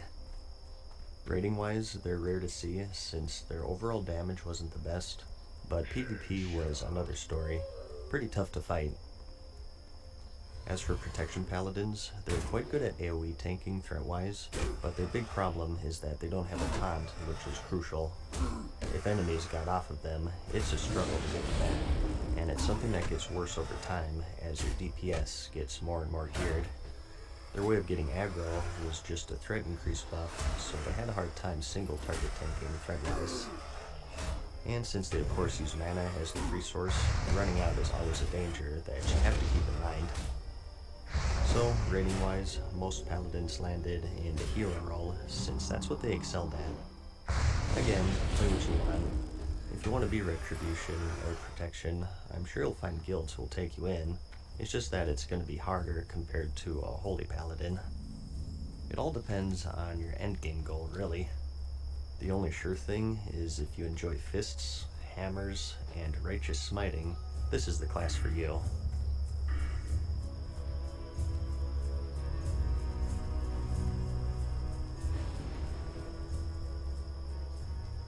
Commanding the power of earth, fire, wind, and water, shamans manipulate the elements themselves to their will. And through the aid of their sacred totems, which provide boons to the shaman and their allies, they're considered to be one of the best support classes in the game, while still packing a mean punch on their own. They're the Horde counterpart of the Alliance's Paladin, and they typically fall into the damage or healing roles. Their 3 specializations are Elemental, Enhancement, and Restoration. Restoration, as you'd guess, is for healing. Enhancement is a melee-based DPS spec, which specializes in, well, weapon enhancements, hence the name. And Elemental is for caster DPS, making use of nearly every element. As for what separates them from everyone else, we have their totem system. They do still have these today, but like much else, they're a shadow of their former selves. Back then, you had a huge variety of special totems of each element: fire, earth, water, and air, and they all did different things. Fire totems were for damage mainly, either direct or AoE, and water was more inclined for healing or mana regeneration, and earth and air enhanced you and your party members in various ways. Now, it would be exhausting to list every single one, but she had totems that buffed the weapons of your party Farewell. members with Wind Fury, giving their melee attacks a chance to proc extra attacks. That was quite a Go popular with one. honor. You had one that broke fear, charm, and sleep effects for all group members every few seconds, which was extremely useful. And you had some that increased your stats, such as strength or agility, or others that reduced your damage taken, taunted enemies, increased resistances, and one that you could use as a sentry. Put it at a choke point of a battleground to give ample warning of an incoming attack. In essence, there are a huge variety, and they really made the class quite unique. This class was also distinct due to the fact that they had 2 lives. With their reincarnation passive, once every hour, you have the ability to resurrect yourself on the spot and hunt your enemies from beyond the grave. And as for their playstyles and roles, as I said, 2 DPS. Enhancement was originally designed to be for tanking actually, but it ended up being used for melee DPS more often than not. Your main damage came from those weapon enhancements, mainly Wind Fury, which gave you those extra attacks. These could get quite ridiculous because they could proc off of each other. One of my favorite PvP videos back then was Unbreakable the Shaman. He had the legendary Hand of Ragnaros 2-hander, and he fully displayed just how crazy enhancement shamans could be. Now, it is sort of a slot machine. Most fights didn't end with a single swing, so just keep in mind the power of video editing. But some people like that style because it's really satisfying when the stars do align and you just chunk your enemies. Greetings. There are other choices We though. shall meet. You have Rock Biter, which increases melee attack power, but also threat, a remnant of their intended role of tanking, and also Flame Tongue, which gives some extra fire damage. And Frostbrand, which deals some frost damage and also slows enemies. It's not just all auto-attacking though. You do have quite the variety of spells to support and complement your melee, such as Frost Shock for slows, Earth Shock for interrupts, some self-heals, and combined with your totems, they're quite versatile actually. If consistent damage is more your speed, you may enjoy Elemental. This focuses on magic damage of course. They're still bursty, and they pack quite a punch, but compared to Enhancement, it's more controlled through the use of cooldowns and trinkets. Their big one being their Elemental Mastery buff, which made you see some big numbers. A more durable caster DPS with their ability to wear mail armor, and with their Ghost Wolf form and various slows, pretty slippery too. As for heals, we have the Restoration spec. You have the normal stuff that you'd expect. You got a quick panic heal, and a slower but bigger one, and even a totem that heals party members. Something that made them quite good though is their chain heal. AoE healing wasn't really a thing at the time, and this spell was great for that very thing, so it kinda made them specialize in group healing. And combined with your totems, you are an extremely valuable class in both PvE and PvP. They're a bit too good though, because like druids, paladins, and priests, in the raiding scene, they're most commonly healers. Enhancement has damage troubles, and much like the Shadow Priest, Elemental has mana problems, so a lot of the time if you are raiding, you are healing. Compared to the other classes, I think you're able to find groups more easily as a shaman, since their totems are so good. I mean, you're gonna have the easiest time trying to get in as a healer, but if you're bringing Wind Fury or extra mana or a Fear Breaker to the table, I think your chances are pretty good. Arguably the best support class in the game, so if that's your cup of tea, you'll be very happy with this choice, I think. But that's about it. Those are all 9 classes of vanilla World of Warcraft. their strengths, their weaknesses, and just the weird quirks that they had back then. I hope that this video at least gave you a general feel of how they all play and what roles they fill. Again, I didn't want to go too hardcore with endgame and DPS or healing rankings because I just wanted to cover their playstyles more and the things that made them unique. I mean, this video is nearly an hour long already, so I probably went on for too long anyways. It's kind of funny how I set out for this to be a casual guide, but here we are at 50 minutes, so I guess I'll just sign off here. Do what you will with the information I provided. I hope that it helps you in narrowing down your choice for whatever you want to play. Check out the comments, as people usually have useful information that I missed or got wrong. And the next question is usually, well, what race should I pick? Well, say no more. Luckily, I already have full guides for that made for both the Horde and the Alliance. Some races do synergize well with these classes more so than others, which may or may not be important to you. If it is, I'll have some links for you in the description of this video, so feel free to check those out. I hope you found the video helpful though, like it if you liked it, and I'll see you in the next one. Peace.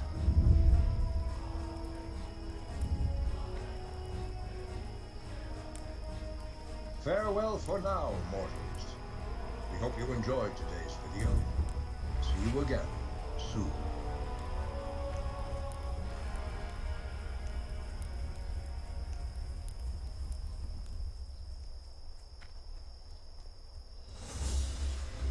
Hey guys, what's up? Mad Season here, back with another video for you. It's been a good couple of weeks for Classic in regards to official updates. We just got another one today, and I thought I'd show you here in case you haven't seen it yet. And as usual, I'll have the whole post linked in the description. As you know, it was initially announced that Official Classic will have a release schedule of 4 phases, which looked like this. For Stage 1, we had the Molten Core, Onyxia, Diremal, Kha'Zix, and Azergos. And for 2, we had the Blackwing Lair, Battlegrounds, PvP Rewards, and Zul'Gurub. And for Stage 3, we have Ankiraj, Dungeon Set 2, Silithus, and the Green Dragons. And lastly for 4, we of course have Nexramus and the Scourge Invasion. As I mentioned though, it was still a work in progress, and today they altered this list into the following 6 phases instead.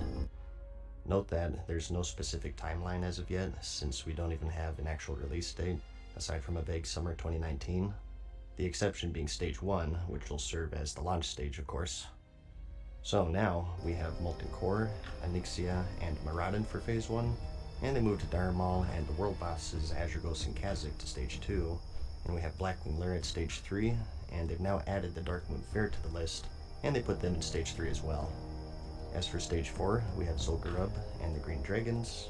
For 5, we have the Ankiraj raids in the world event, and also some loot reconfiguration, which I'll go into detail with in a bit. This includes that Dungeon Set 2 and the Relics, which as you may remember, are those special items for Paladins, Druids, and Shamans, since they couldn't put anything into their range slot.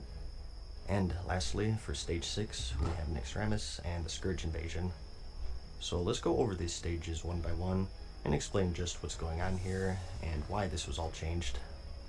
So, Phase 1, the Molten Core, Onyxia, and Maraudon. This is very close to the actual release date of the game, as it was in 2004, with the exception being Maraudon here, which was released in patch 1.2 in December of the same year, just 1 month away. The big news here is that Diremal and the world bosses are no longer tied to the release stage. As for Diremal, this had some key items such as Kol Sorar, which was the introduction to tanking swords, and you also had the class-unique fire resistance trinkets, as well as several crafting recipes, and so on. This was one of the major concerns with the original release schedule, since players didn't have access to all of this stuff until patch 1.3, which was about 4 months after the release of the game. And it's the same with Kha'Zix and Azergos. They were also in patch 1.3, so separating these from the release date of the game much more accurately emulates the original release schedule. Moving on here though, the Blackwing Lair no longer shares the same phase as Zul'Gurub, which is key. BWL, along with the Darkmoon Fair, were patch 1.6 in July of 2005, and Zul'Gurub was 1.7, which was 2 months later in September of the same year. So again, just separating these provides a much closer Go experience to forth the regional to release. victory. Whereas before this change, we would have had a lot of nice items from ZG or the Darkmoon Fair trinkets to help us progress through the Blackwing lair. So now, we also have Zul'Gurub in its own phase in number 4 here, along with the Green Dragons. Now, this isn't exact here, as the Green Dragons came out one patch after ZG. They were 1 month later, in October in patch 1.8, but still, it's a big improvement because they're no longer crammed in with AQ, which brings us to Stage 5. The Ahn'Qiraj War Effort, the Ahn'Qiraj Raids, and the Dungeon Loot Reconfiguration. AQ was patch 1.9 in January of 2006, our first raid of the year, so this too sees its own phase now. And another huge thing is the Dungeon Loot Reconfiguration of Tier 0.5, relics, and drop rates and whatnot. This was also a big concern. As the game progressed, new and more powerful items outside of the big raids were also being added, of course. New recipes, those relics that they mentioned in the Dungeon Set 2, a lot of these items were considered to be even better than some found in raids. I think the most popular one being mentioned being the Titanic Leggings pattern, which Blizzard themselves also name dropped. They confirmed that this will be in Stage 5 right alongside AQ. Specifically, they said that they'll turn it on once the gates are unlocked, so people can't farm them up during the war effort and then go into AQ 40 fully geared up with them. I think this is maybe the biggest change out of everything here. Pretty huge for balance. And lastly, we have the Scourge Invasion and Nexramus for Phase 6. Nothing too surprising to mention there. So the big takeaways here are that, not counting world bosses, each raid now has an exclusive phase. That is, they no longer share phases with other raids. And we also have details with itemization being addressed, and they're also being emulated along with the raids. It's a big win for those who wanted a more accurate recreation of the balance and the original release schedule. It's not exact, but it's pretty close. Keep it real. The missing thing you may have noticed is PvP. These were mentioned in the original release schedule, but entirely absent from the updated version. They did address this luckily, and they basically said that they're still evaluating it since it's not so straightforward. The PvP gear changed both in method of obtainment and the actual stats. Just to name one example here, there was a time that rank 14s had to maintain their ranks to actually use the items, so it's not such a simple thing. But that's about it. Again, the link to this post is in the description, so go check it out for yourself. Overall, I'm pretty happy with it. Like I mentioned in my BlizzCon 2018 video, I think 6 stages is the perfect amount. It's not too little and it's not too many, but we still got time, and as they said, even this isn't final yet, so we'll just have to wait and see. I hope that this video helped you. Like it if you liked it, and I'll see you in the next one. Peace.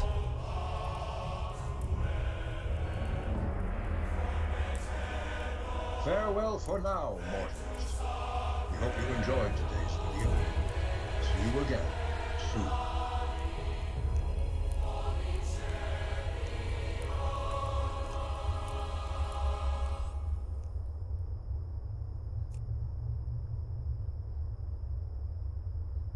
Alright, get your positions. Alrighty then. Starting in 3, 2, 1, and knock. Knock back, really get in. Okay, start DPS. No. Get back. Resisted. I'll get you, bitch! Okay, get back. Everybody get the fuck back. Get your positions. Go. Okay, sounds incoming. Get your positions now. Come on, everybody, get into one fucking spot! Hey, first Nova, take that 1-3 away! AoE now! Everybody out of warrior, count them to me now! Count them to fucking me now, you 3 warriors! Next area count, go! Mommy, go! Count the fucking 3 mobs to us now! Any 3 warrior, count the fucking 3 mobs to the AoE now! Move it now, you motherfuckers! Listen the fuck up! Now fucking die! Why the fuck do I think dead people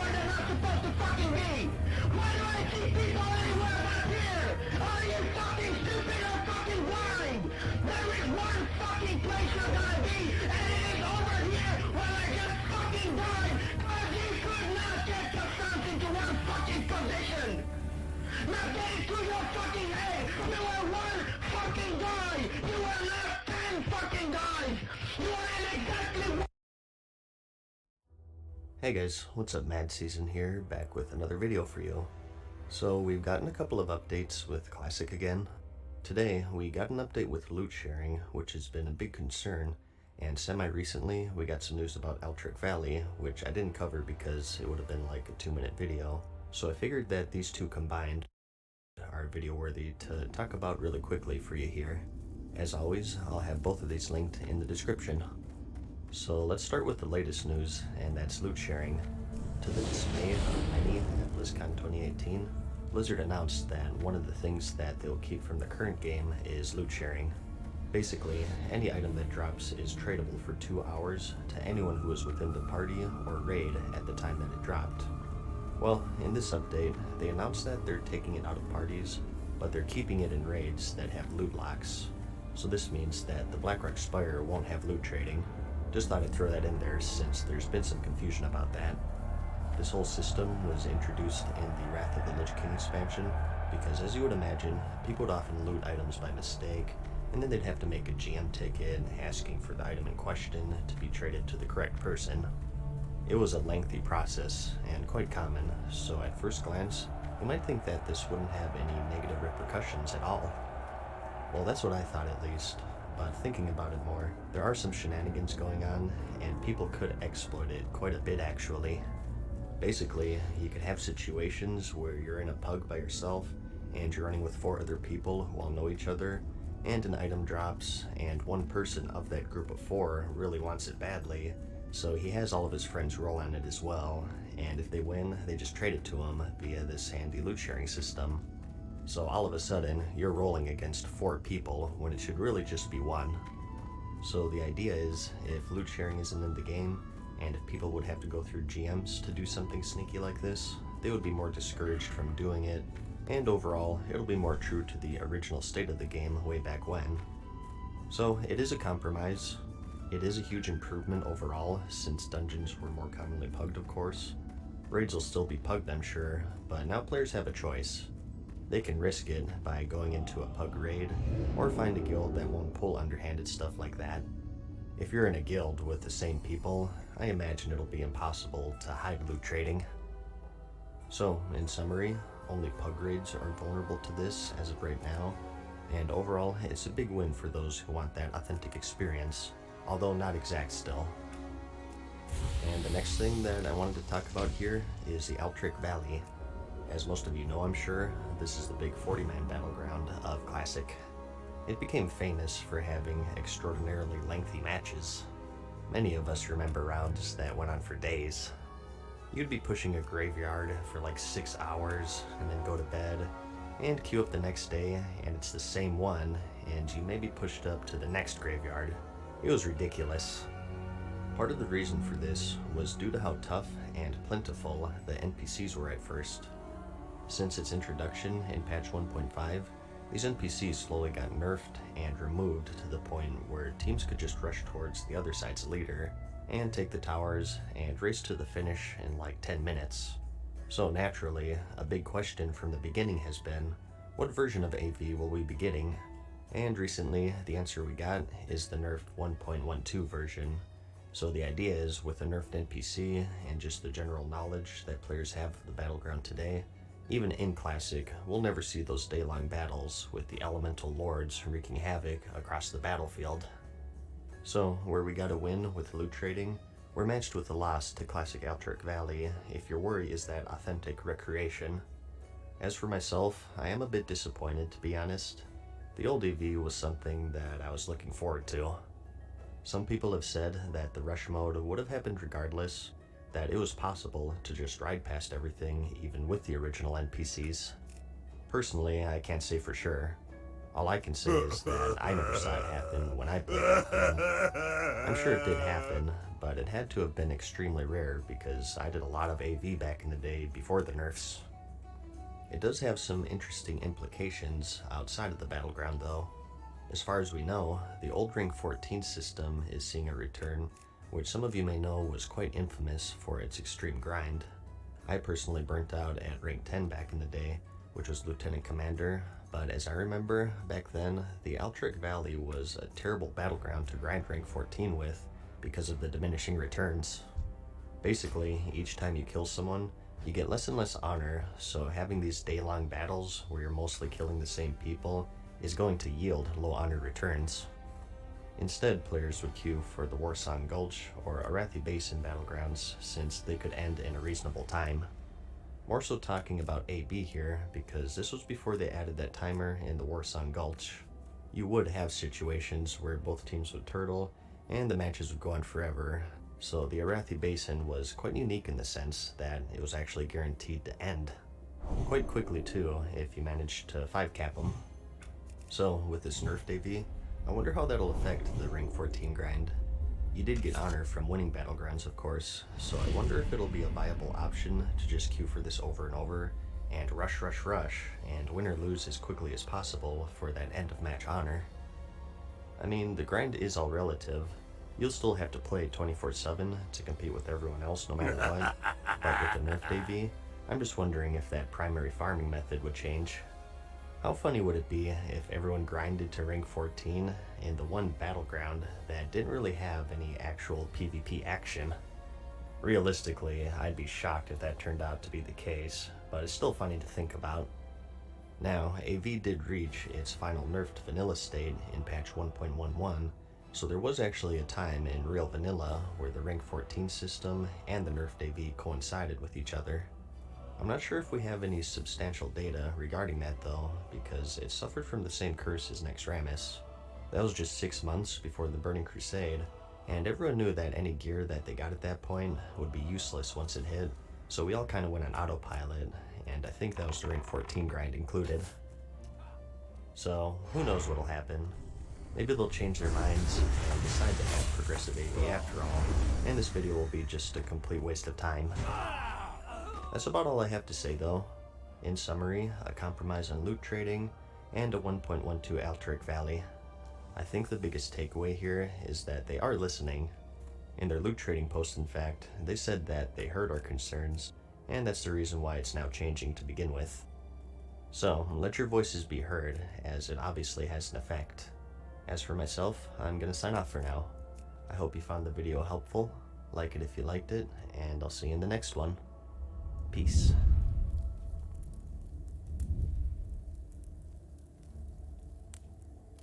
Farewell for now, mortals. We hope you enjoyed today's video. See you again soon.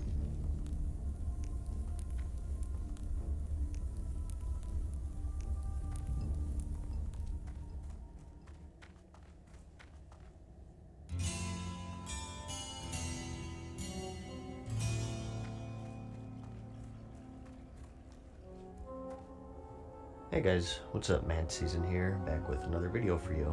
Just like last month, the winner of this month's poll is the next part of my patch-by-patch coverage of World of Warcraft. This time, it's patch 0.9, which landed on August 17th, 2004. In the last one, we covered patch 0.8, which had a variety of changes, the most notable being the auction house and the talent system. Only for the warrior and mage though, so that old skill point system is still being phased out, as you'll see. Speaking of which though, before we get into the 0.9 stuff, I got something to show you here. I've gone on about the skill point system at length, but it's pretty bare bones and the interface is really limited. Well, it turns out there are builds that are more fleshed out, and they have much more information regarding the old talent and skill systems. As I've mentioned in previous parts, there are all manner of things that you can invest your points into. Each school of magic, each weapon skill, but also even class-specific stuff like the paladin seals, or sneaking and stealth, and something called foraging, and even mastery in certain enemy types, which would increase your damage dealt to them. And things such as lockpicking, where if I'm understanding this correctly, was learnable by any class, not just rogues. And this would be added to and removed from throughout the pre-release versions. Trade skills, armor proficiencies, and so on. As for the early talent system, you may find this interface quite similar to the old hunter pet skill training. These took talent points, and it preceded all of the talent trees that we all know and love, and just like the skill system, we have a huge variety here as well. We have increases to attributes, mana, defense skill, the ability to track certain monster types, which would of course eventually be given to hunters. We have specialized improvements to certain schools of magic, whether it be increased crit, or just more damage, or resistance to that school. We also have improvements to certain weapon types, including staves, and much more. It's the quintessential character progression system that existed as long as RPGs themselves. So you would get these skill points and talent points as you leveled up, just like any RPG, and it had a much higher learning curve. Just look at this giant list here. Where would you put your points into? Now granted, this is a max level character. You wouldn't log in for the first time to this, but still, the list is as long as your arm, and it was quite intimidating for players, I'm sure, and as I stated many times, they wanted World of Warcraft to be the casual player's MMO, so it was no surprise that this would all be slowly whittled away until release. I've said in the past that this also had potential for Bound building to done the- characters if people picked the wrong ones. For instance, a melee spec mage, and I've been told the opposite too. Rather, that you got so many skill points that you could learn all of the professions and whatnot, and the reason that they took them out was to save the economy. I never played the true alphas nor betas, so I personally can't say which is true. In my opinion though, they all have their own grains of truth. I think you could have characters who were master crafters or foragers, but weren't so great at combat, and that certainly would have an effect on the economy. So these systems, I think, were taken out partly due to that, and partly due to them wanting to make things just easier to get into. Something that wouldn't require the player to do an hour of research every time they leveled. Like, hey, should I take fire damage or fire crit? Or maybe frost is better. How often do mages use staves? Is demon tracking important? What the heck is foraging, and is it worth taking over, combat maneuvers? You get the picture. So, I just wanted to show you all of this to give you an actual idea of what it looked like. For this, I have the Dodgy Kebab YouTube channel to thank. He's the one who told me about all of this stuff, so big thanks and shoutouts to him. He himself has quite a selection going over these old builds and whatnot, so I'll have his channel linked in the description if that stuff interests you. So, I just wanted to clear some things up and remove a bit of ambiguity. Let's get into the actual patch now. In this patch, the priest and rogues saw their talent trees. The ones that we all know and love, that is. Well, sort of, I guess. Just like the warrior and mage from the previous video, we have quite the wild layout here, and it's a bit more confusing in general, with certain nodes having multiple paths leading to them. Again, for the most part, things are just moved around, but there are some highlights that are worth mentioning. Starting with the rogue, we have Adrenaline Rush pretty far up the tree, which is kind of weird. The most overpowered skill, though, is obviously this throwing weapon range increase. I can't even imagine how broken this would be on a troll rogue. No wonder it was changed. Looking at the Master of Deception node, we see that subtlety was actually a skill that you leveled up, just like your weapon proficiencies and trade skills and whatnot. And priests have a similar story going on here. These will probably look quite foreign to you. One interesting thing that I wanted to point out here is that they actually had a combat res at this point. Well, actually, a lot of classes had combat reses.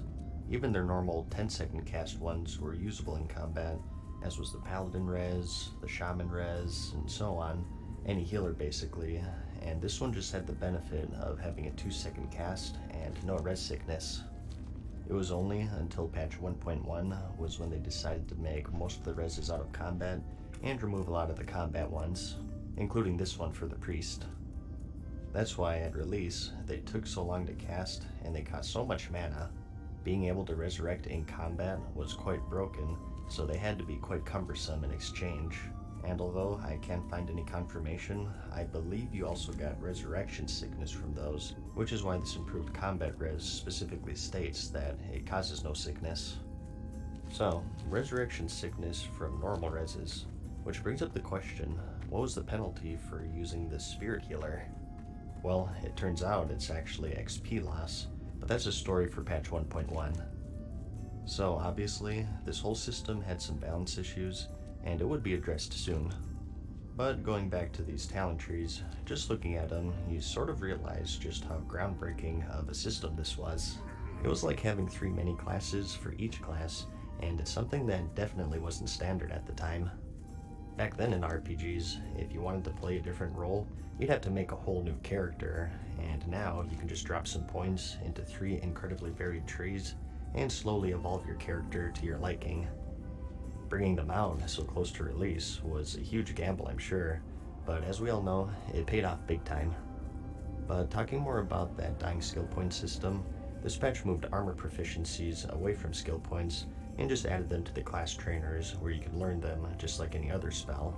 So again, trying to get away from the unintuitive nature of RPGs back then, where you're given 100 skill points and 100 things to spend them on. And, as you saw, even monster tracking was taught through the talent system, but that too saw an end with the release of the Hunter. The Hunter class is now available to test. They track, tame, and slay all manner of animals and beasts found in the wild. Whether they rely on bows or firearms, hunters consider their weapons and pets to be their only true friends. That sounds pretty lonely, but they're the 9th and final class to be added to the game, and it makes sense. If you think about it, they're one of the most complex classes in the game. I won't go super detailed here because I just talked about this at length in my class guide, but the Hunter had so many unique systems tied to them. You have pet taming, of course, but each of these pets also had unique stats and abilities, and you had to train them their own skills using a training point system. You learn the skills from other creatures, and you sort of transfer them to your original pet, and they had levels that you had to grind them through: the loyalty system, the dead zone, happiness system, ammo, pet feeding. It's crazy. Even in their latest panel, when they're discussing on how they're recreating Classic World of Warcraft, they said that one of their biggest roadblocks was the Hunter class, since there's so much going on with them. But with this, we have the final roster of classes for the game. A pretty typical roster of any RPG. You got the warrior, the thief, the spellcaster, the healer, and so on. There's no talk of endgame nor optimizations, and no one knew which ones were the best or worst. Humble beginnings for a game that was about to change the world of MMOs as we knew it. Another big feature here is the addition of boats and zeppelins, which along with the portals were the only ways of getting between the 2 continents in the game. Before this, they just had these placeholder NPCs who would just straight teleport you to the other continent. So here we traded some convenience for realism, since you now had to wait for these transports to arrive and depart. At the time, the structures where you embark and disembark were a bit different. Here you can see a much smaller dock at the Mythical Harbor for the Alliance's boats, and for the Horde Zeppelin Tower in Tirisfal, we have this giant stone structure, which is quite different. The funny thing was, with the boats, they also added in stationary ones moored in the harbors, but those were just for scenery and they never moved, so some unlucky saps would just wait on these docked boats for hours and hours, wondering if their game was glitched or if it was just being ultra realistic and it actually took an hour for the boats to depart. That is, unless you actually understand how boats work and you realize that the stationary ones didn't have their sails down. Now, who would fall for that? That's crazy. So, huge strides in the way of transportation.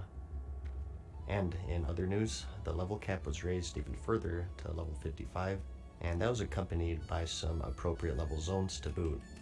The Ungoro Crater, Fellwood, and the Burning Steps, all hugely important in their own right, with the Burning Steps probably being the most notable since it held the Blackrock Mountain.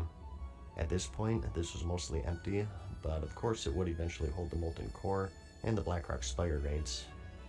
In this version, we see that the shortcut to the Blackrock Spire is gone, so you'd have to go through a small army of elite orcs to reach the instance. As I remember, that handy path was added sometime after release. There was a reason to go here though, because this patch was when they quested the Blackrock Depths dungeon, which is still probably the biggest dungeon to ever exist in the entire game. This place was bigger than most raids in fact, and somehow even more confusing. It was a giant labyrinth, and trying to figure out your way through it by finding keys, and getting through obstacles by triggering certain events, And fighting through dozens of bosses, you felt like an actual dungeon crawler desperately trying to figure out where the heck to go. Something out of an Indiana Jones movie, and even to this day in the current game, with the removal of all the keys and the addition of the teleports, I still get lost. As for the Ngoro crater, this is pretty much the same as it would be in the official release. With all three of these zones, as you can see, they were still working on that nice parchment style map, so we still have this overhead style as a placeholder here. It's probably more useful overall, but a bit ugly to look at. And Felwood is also largely the same. As you can see, you can even get a glimpse of Mount Hyjal right next door, and something interesting I thought is that the path from Winterspring wasn't blocked yet, so at this point they had plans to finish the zone just like all the other ones. I'm sure that a lot of you have seen this, so I won't go too in depth here. It's all over YouTube if you want a detailed walkthrough, but it's largely the same as the cut-off version that we got on live servers. Here we have the crater where Archimonde landed, and sure enough, heading to Nordrassil, you see his skeleton tangled up in its roots.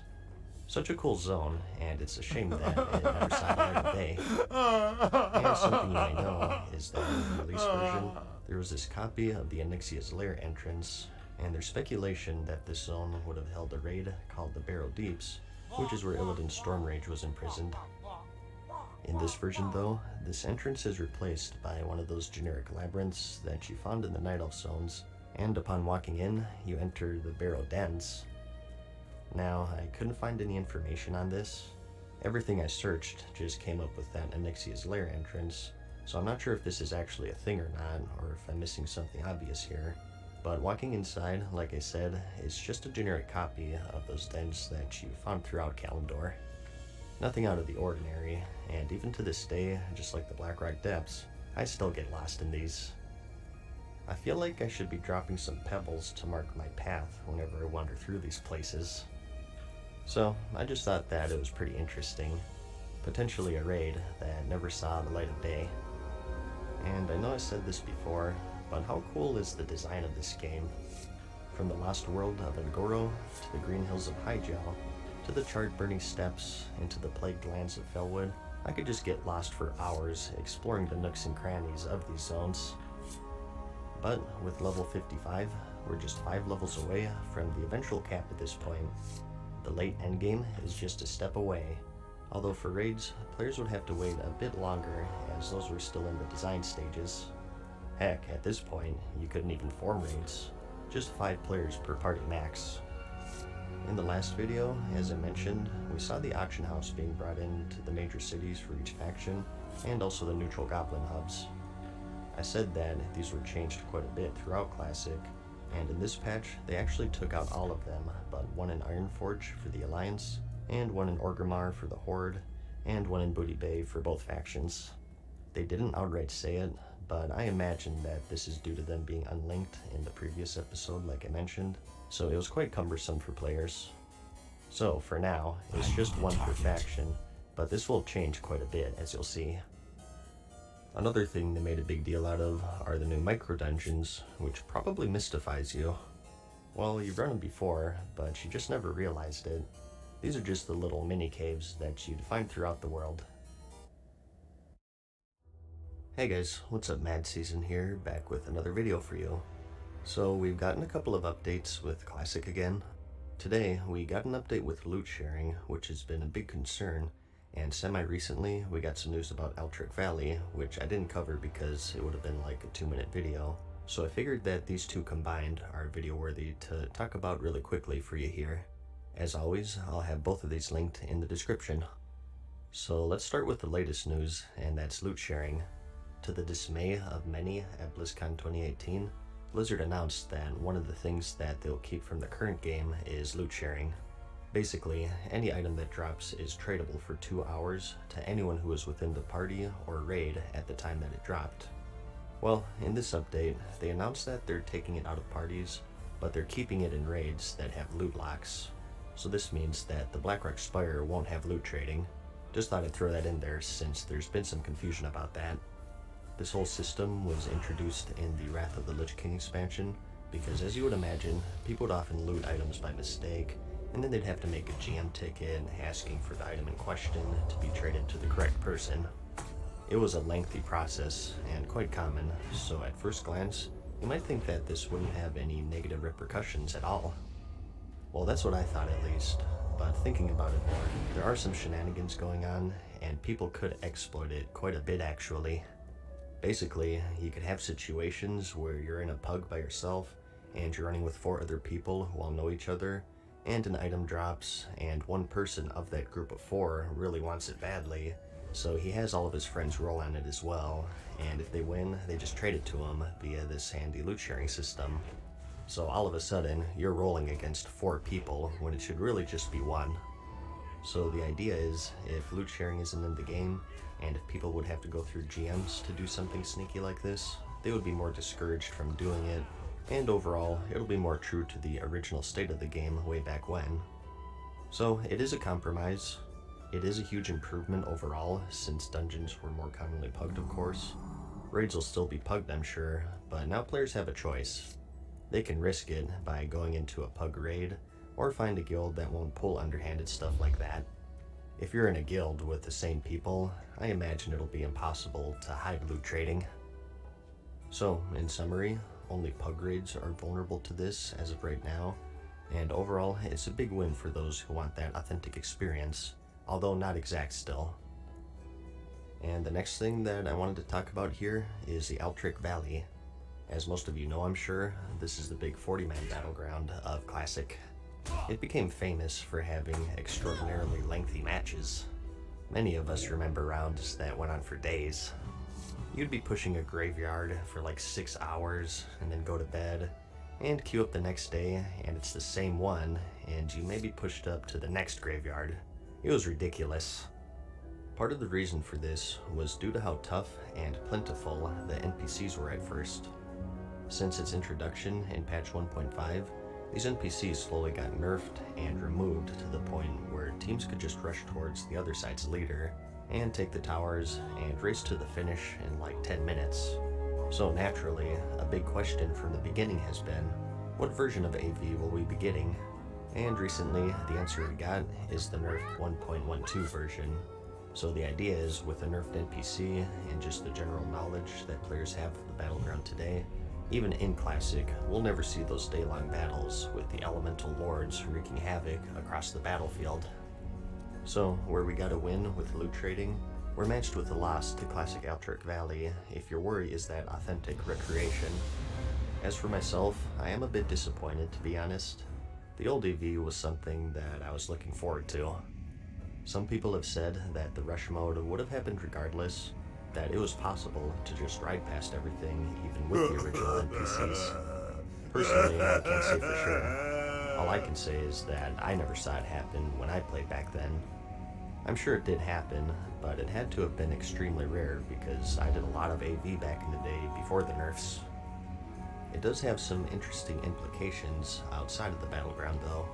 As far as we know, the old rank 14 system is seeing a return, which some of you may know was quite infamous for its extreme grind. I personally burnt out at rank 10 back in the day, which was Lieutenant Commander, but as I remember, back then, the Altric Valley was a terrible battleground to grind rank 14 with because of the diminishing returns. Basically, each time you kill someone, you get less and less honor, so having these day-long battles where you're mostly killing the same people is going to yield low honor returns. Instead, players would queue for the Warsong Gulch or Arathi Basin battlegrounds since they could end in a reasonable time. More so talking about AV here because this was before they added that timer in the Warsong Gulch. You would have situations where both teams would turtle and the matches would go on forever, so the Arathi Basin was quite unique in the sense that it was actually guaranteed to end. Quite quickly too, if you managed to 5-cap them. So with this nerfed AV, I wonder how that'll affect the rank 14 grind. You did get honor from winning battlegrounds, of course, so I wonder if it'll be a viable option to just queue for this over and over, and rush, and win or lose as quickly as possible for that end of match honor. I mean, the grind is all relative. You'll still have to play 24/7 to compete with everyone else no matter what, but with the nerfed AV, I'm just wondering if that primary farming method would change. How funny would it be if everyone grinded to rank 14 in the one battleground that didn't really have any actual PvP action? Realistically, I'd be shocked if that turned out to be the case, but it's still funny to think about. Now, AV did reach its final nerfed vanilla state in patch 1.11, so there was actually a time in real vanilla where the rank 14 system and the nerfed AV coincided with each other. I'm not sure if we have any substantial data regarding that though, because it suffered from the same curse as Naxxramas. That was just 6 months before the Burning Crusade, and everyone knew that any gear that they got at that point would be useless once it hit, so we all kind of went on autopilot, and I think that was the rank 14 grind included. So, who knows what'll happen. Maybe they'll change their minds and decide to have progressive AV after all, and this video will be just a complete waste of time. That's about all I have to say though. In summary, a compromise on loot trading, and a 1.12 Alteric Valley. I think the biggest takeaway here is that they are listening. In their loot trading post, in fact, they said that they heard our concerns, and that's the reason why it's now changing to begin with. So, let your voices be heard, as it obviously has an effect. As for myself, I'm gonna sign off for now. I hope you found the video helpful, like it if you liked it, and I'll see you in the next one. Peace.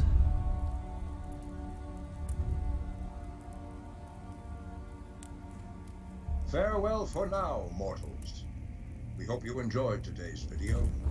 See you again soon.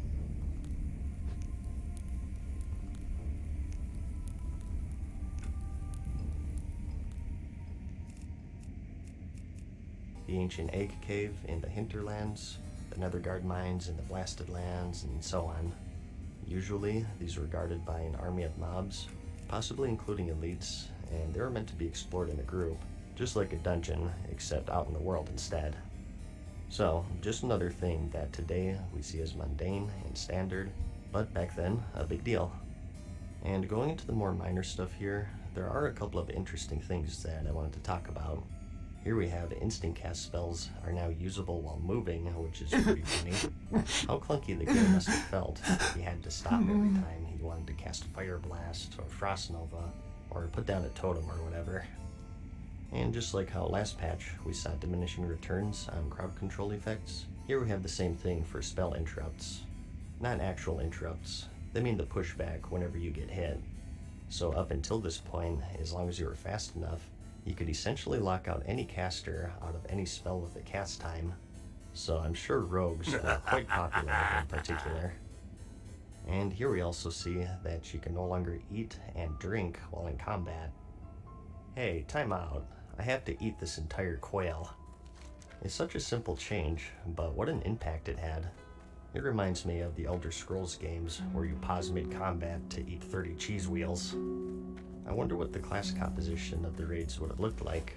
There were a few specializations that were hindered by Our enemies will so fall. being able to Anaria jump in Shola. combat would have had interesting implications in the raiding scene for sure. And lastly, we have a few class changes that are noteworthy. Similar to armor proficiency and monster tracking, lockpicking was removed from the skill point system and was outright given to rogues in this match. And at the same time, mages lost their Khadgar's unlocking spell, which was their exclusive lockpick. I know that a lot of mages are still mad about this one, but I think it's a good change, and this has nothing to do with the fact that I played a rogue back then. Nothing at all. And I don't know about you, but here's something I never knew. The druids had a feign death ability. It was called Play Dead, probably only usable in bear or cat form I imagine, and sadly, it saw its end this patch. And lastly, we have the warrior's punishing blow renamed to mocking blow, which raises the question, what exactly is a mocking blow? Do you insult the guy's mother as you swing? What about taunt?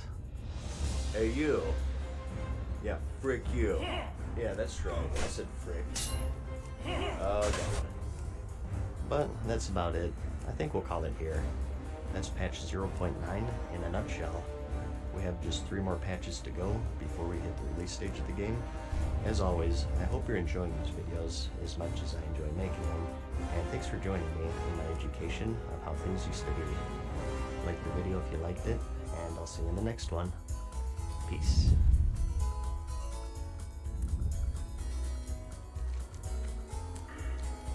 Farewell for now, mortals. We hope you enjoyed today's video. See you again soon.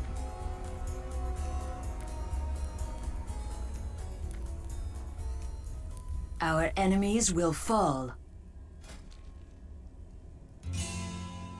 Be ready for anything.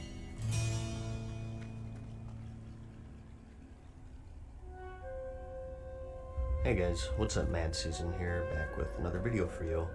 I got something pretty interesting to share with you today, I think. With Classic drawing closer and closer, something that's becoming more and more relevant is nostalgia. And having quite the library of videos about Classic, as you would imagine, I practically live in it, as do a lot of my subscribers, I'm sure. So today, I want to talk about it, not just in the context of World of Warcraft, but just gaming in general. On a lot of these communities, forums, and in my videos, there seems to be two sides to this debate. First, we have those who love nostalgia. It brings them pleasure to play, participate in, or discuss nostalgic elements of their favorite games. And the other side is, you only thought that game was good because of nostalgia. Thus, your judgment is clouded. Looking back, it had many flaws, and if it were released today, it would fail. Notice that I'm speaking very generally here, not talking just World of Warcraft, but it brings up an interesting question.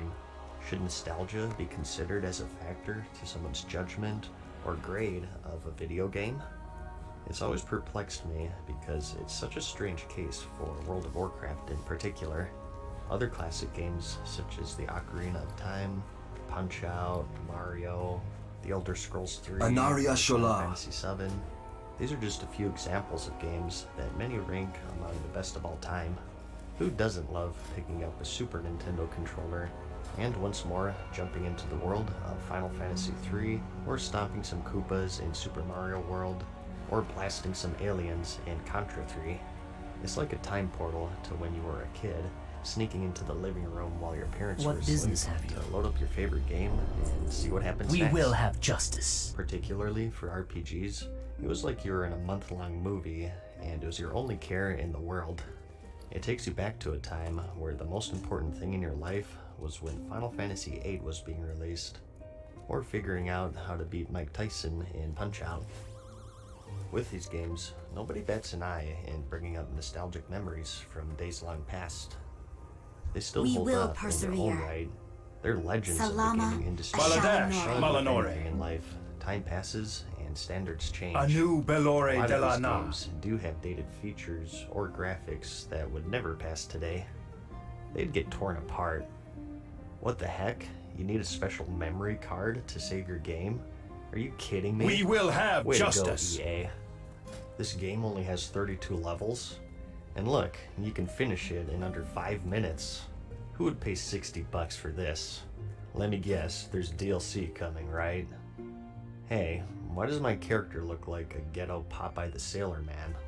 It must be hard to wipe your ass when your hands are fingerless blocks. All of this is given a pass for two reasons. First is, during the time, graphics such as this, believe it or not, were a cut above the rest. Anu Like I Belore said, de la Na. games evolve, and you rank them within the realm of when they were released. But this isn't the sole reason. If you judge something as good or bad solely in regards to when it was released, why are these primarily only played by those who played them in the past? How many 15-year-olds today have picked up Final Fantasy VII over Fortnite, or A Link to the Past over Breath of the Wild? Don't they know that these games were amazing back in my day? Why aren't they playing them? Well, it's because they don't have their own personal memories and story tied to them like I do. To them, it's an old game, and to me, it's a part of my childhood. So, this leaves us with nostalgia. Who's gonna bash Mario Brothers on the NES? Are you kidding me? That's like sacrilege at this point. Or saying that the Ocarina of Time had bad controls because you had to use, this. Okay, is this a controller or a sex toy? If you ask people who played these games way back when just why they like them so much, 99% of the time they'll say that, well, it's because I played it as a kid or when I was young, and it's because of this nostalgia is a big reason why a lot of us still dust off for old SNES or PlayStation controllers and select a new game. Which brings me to World of Warcraft. In its case, nostalgia is not only discredited by many, but often even demonized. You know what? I like how there were no flying mounts. It made the world seem so massive. Oh yeah, I bet you really enjoyed walking for an hour to get to Ironforge. Don't let that nostalgia fool you, buddy. I think totems were much more diverse and in-depth back in the day. It gave shamans a unique element. Oh, you mean the 4 good totems and the 12 garbage ones that no one used? Nice rose-colored glasses there. Even Blizzard themselves took part in this debate with their infamous "you think you do, but you don't" quote at BlizzCon 2013. And by the way, you don't want to do that either. You think you do, but you don't. Remember when you had to like spam cities and say need a tank, need a tank, need a tank during the Burning Crusade days? You don't remember that because now you just push a button that says go to the dungeon. You don't want to do that. That's right. Even the creator of the game themselves said that players are just nostalgic, and therefore their judgment of what they enjoy is clouded and are to be disregarded. Which begs the question, why? What is it about World of Warcraft that the word nostalgia has a secret negative connotation? What's the difference between this game and all of the others that I mentioned? It's something I've been thinking about for years, and the answer that makes the most sense to me is the fact that it's an MMO. The other games that I mentioned, the Ocarina of Time, Final Fantasy VII, and so on, at the end of the day, they're their own separate entities. These games now are as they were when they were released. Of course, with MMOs, we have a different case here. Either through content patches or expansions, they change so much so quickly, and World of Warcraft in particular today is so different from its classic state. Let's say that you played just the Burning Crusade expansion and you quit at Wrath. You want to return to that old MMO that you used to spend hours on, but resubscribing, you find that everything's changed. There are all these new classes, weird panda creatures running about, and Shattrath is empty. I think because World of Warcraft is still technically one game, people feel the need to defend its current state against all past versions.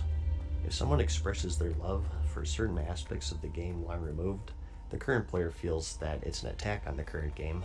And sometimes it is. It depends on the person, and this video isn't saying that you shouldn't defend what you like, no matter what side you're on. But oftentimes, it's those situations I talked about earlier. Someone just lamenting about the cool things they liked that were removed long ago, and they're immediately attacked and told how their opinion doesn't matter because they're just nostalgic. So, this negative environment starts to form, where it's not World of Warcraft players together, but rather the current versus classic crowd. Everyone wants to be the winner and convince themselves and others that only their opinion matters. And with official classic on the horizon, I'm sure it'll get much worse, which is unfortunate. So, to all of this, I say enjoy that nostalgia. Don't let others decide what you like and don't like. I always find it strange how others are so bent on convincing you that you're wrong for enjoying something. That guy liked hunter ammo? Well, I don't like hunter ammo, so he must be wrong. Let me type out 8 paragraphs about how it's just that pesky darn nostalgia clouding his judgment. He must know. This is the pivotal difference that I'm trying to point out here. The Ocarina of Time, Final Fantasy VII, Punch-Out, and so on were great games for their time. World of Warcraft was a great game for its time. Nostalgia is often cited and even encouraged for why the former games are great, and nostalgia is demonized for the latter, and people are discredited. One of my favorite dishes is hamburger pie. My mom made this weird hybrid that was essentially just hamburger, green beans, potatoes, and tomato sauce, and some spices and whatnot. And when I tell people this, oftentimes they say, "Ugh, how could you like that?" It must State just your be business. because you ate it as a kid. Like that somehow completely invalidates why you like something. Remember the sun I well. make the dish today, and with that specific recipe and aroma and flavor, it takes me back to my old dinner table, telling my mom and dad how my day was at school. And that to me is worth 1,000 times more of what anyone says. Nostalgia holds value. Farewell. And in the realm of gaming, I think it even transcends most other aspects. It holds a deeper and more personal connection that only you can understand.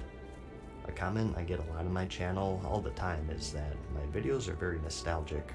sometimes in a positive light, but other times meant to disparage and discredit, and it's something I'm proud of. now? If my videos serve as vessels to bring out that wonderful feeling for people, that alone makes them worth the effort. Our time. It's more What constructive do you than require? needlessly shitting on people for no real Farewell. reason at the end of the day. The eternal sun guides us. So, We will all this have being justice. said, like what you like. If you want to fire up A Link to the Past, go ahead. Or maybe The Elder Scrolls 3 Morrowind is the best RPG Victory ever made. lies ahead. More power to you. And if you Salama enjoy World of Ashalanoy. Warcraft in its classic state, its Burning Crusade state, Wrath, Cataclysm, whatever, either The through dark its times gameplay, will pass. community, nostalgia, or otherwise, have a blast because life is too short to let others decide what you like and don't like. Sometimes We the will have reasons why you like justice. something don't need to make sense. Just appreciate that you have quick something about your that brings out business. those memories and Goodbye. old feelings of nostalgia. And I today, am forsaken. create some more moments that 10 years from now, you'll look back to fondly and think of the good old days, whether it be from gaming or otherwise. Our time It's not will living in the come. past. It's acknowledging and appreciating important moments in your life that shaped who you are today and who you'll be in the future.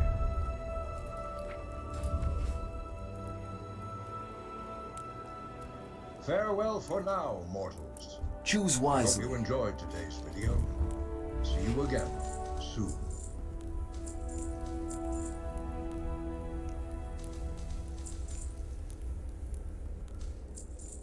Keep your wits about you. The reckoning is at hand.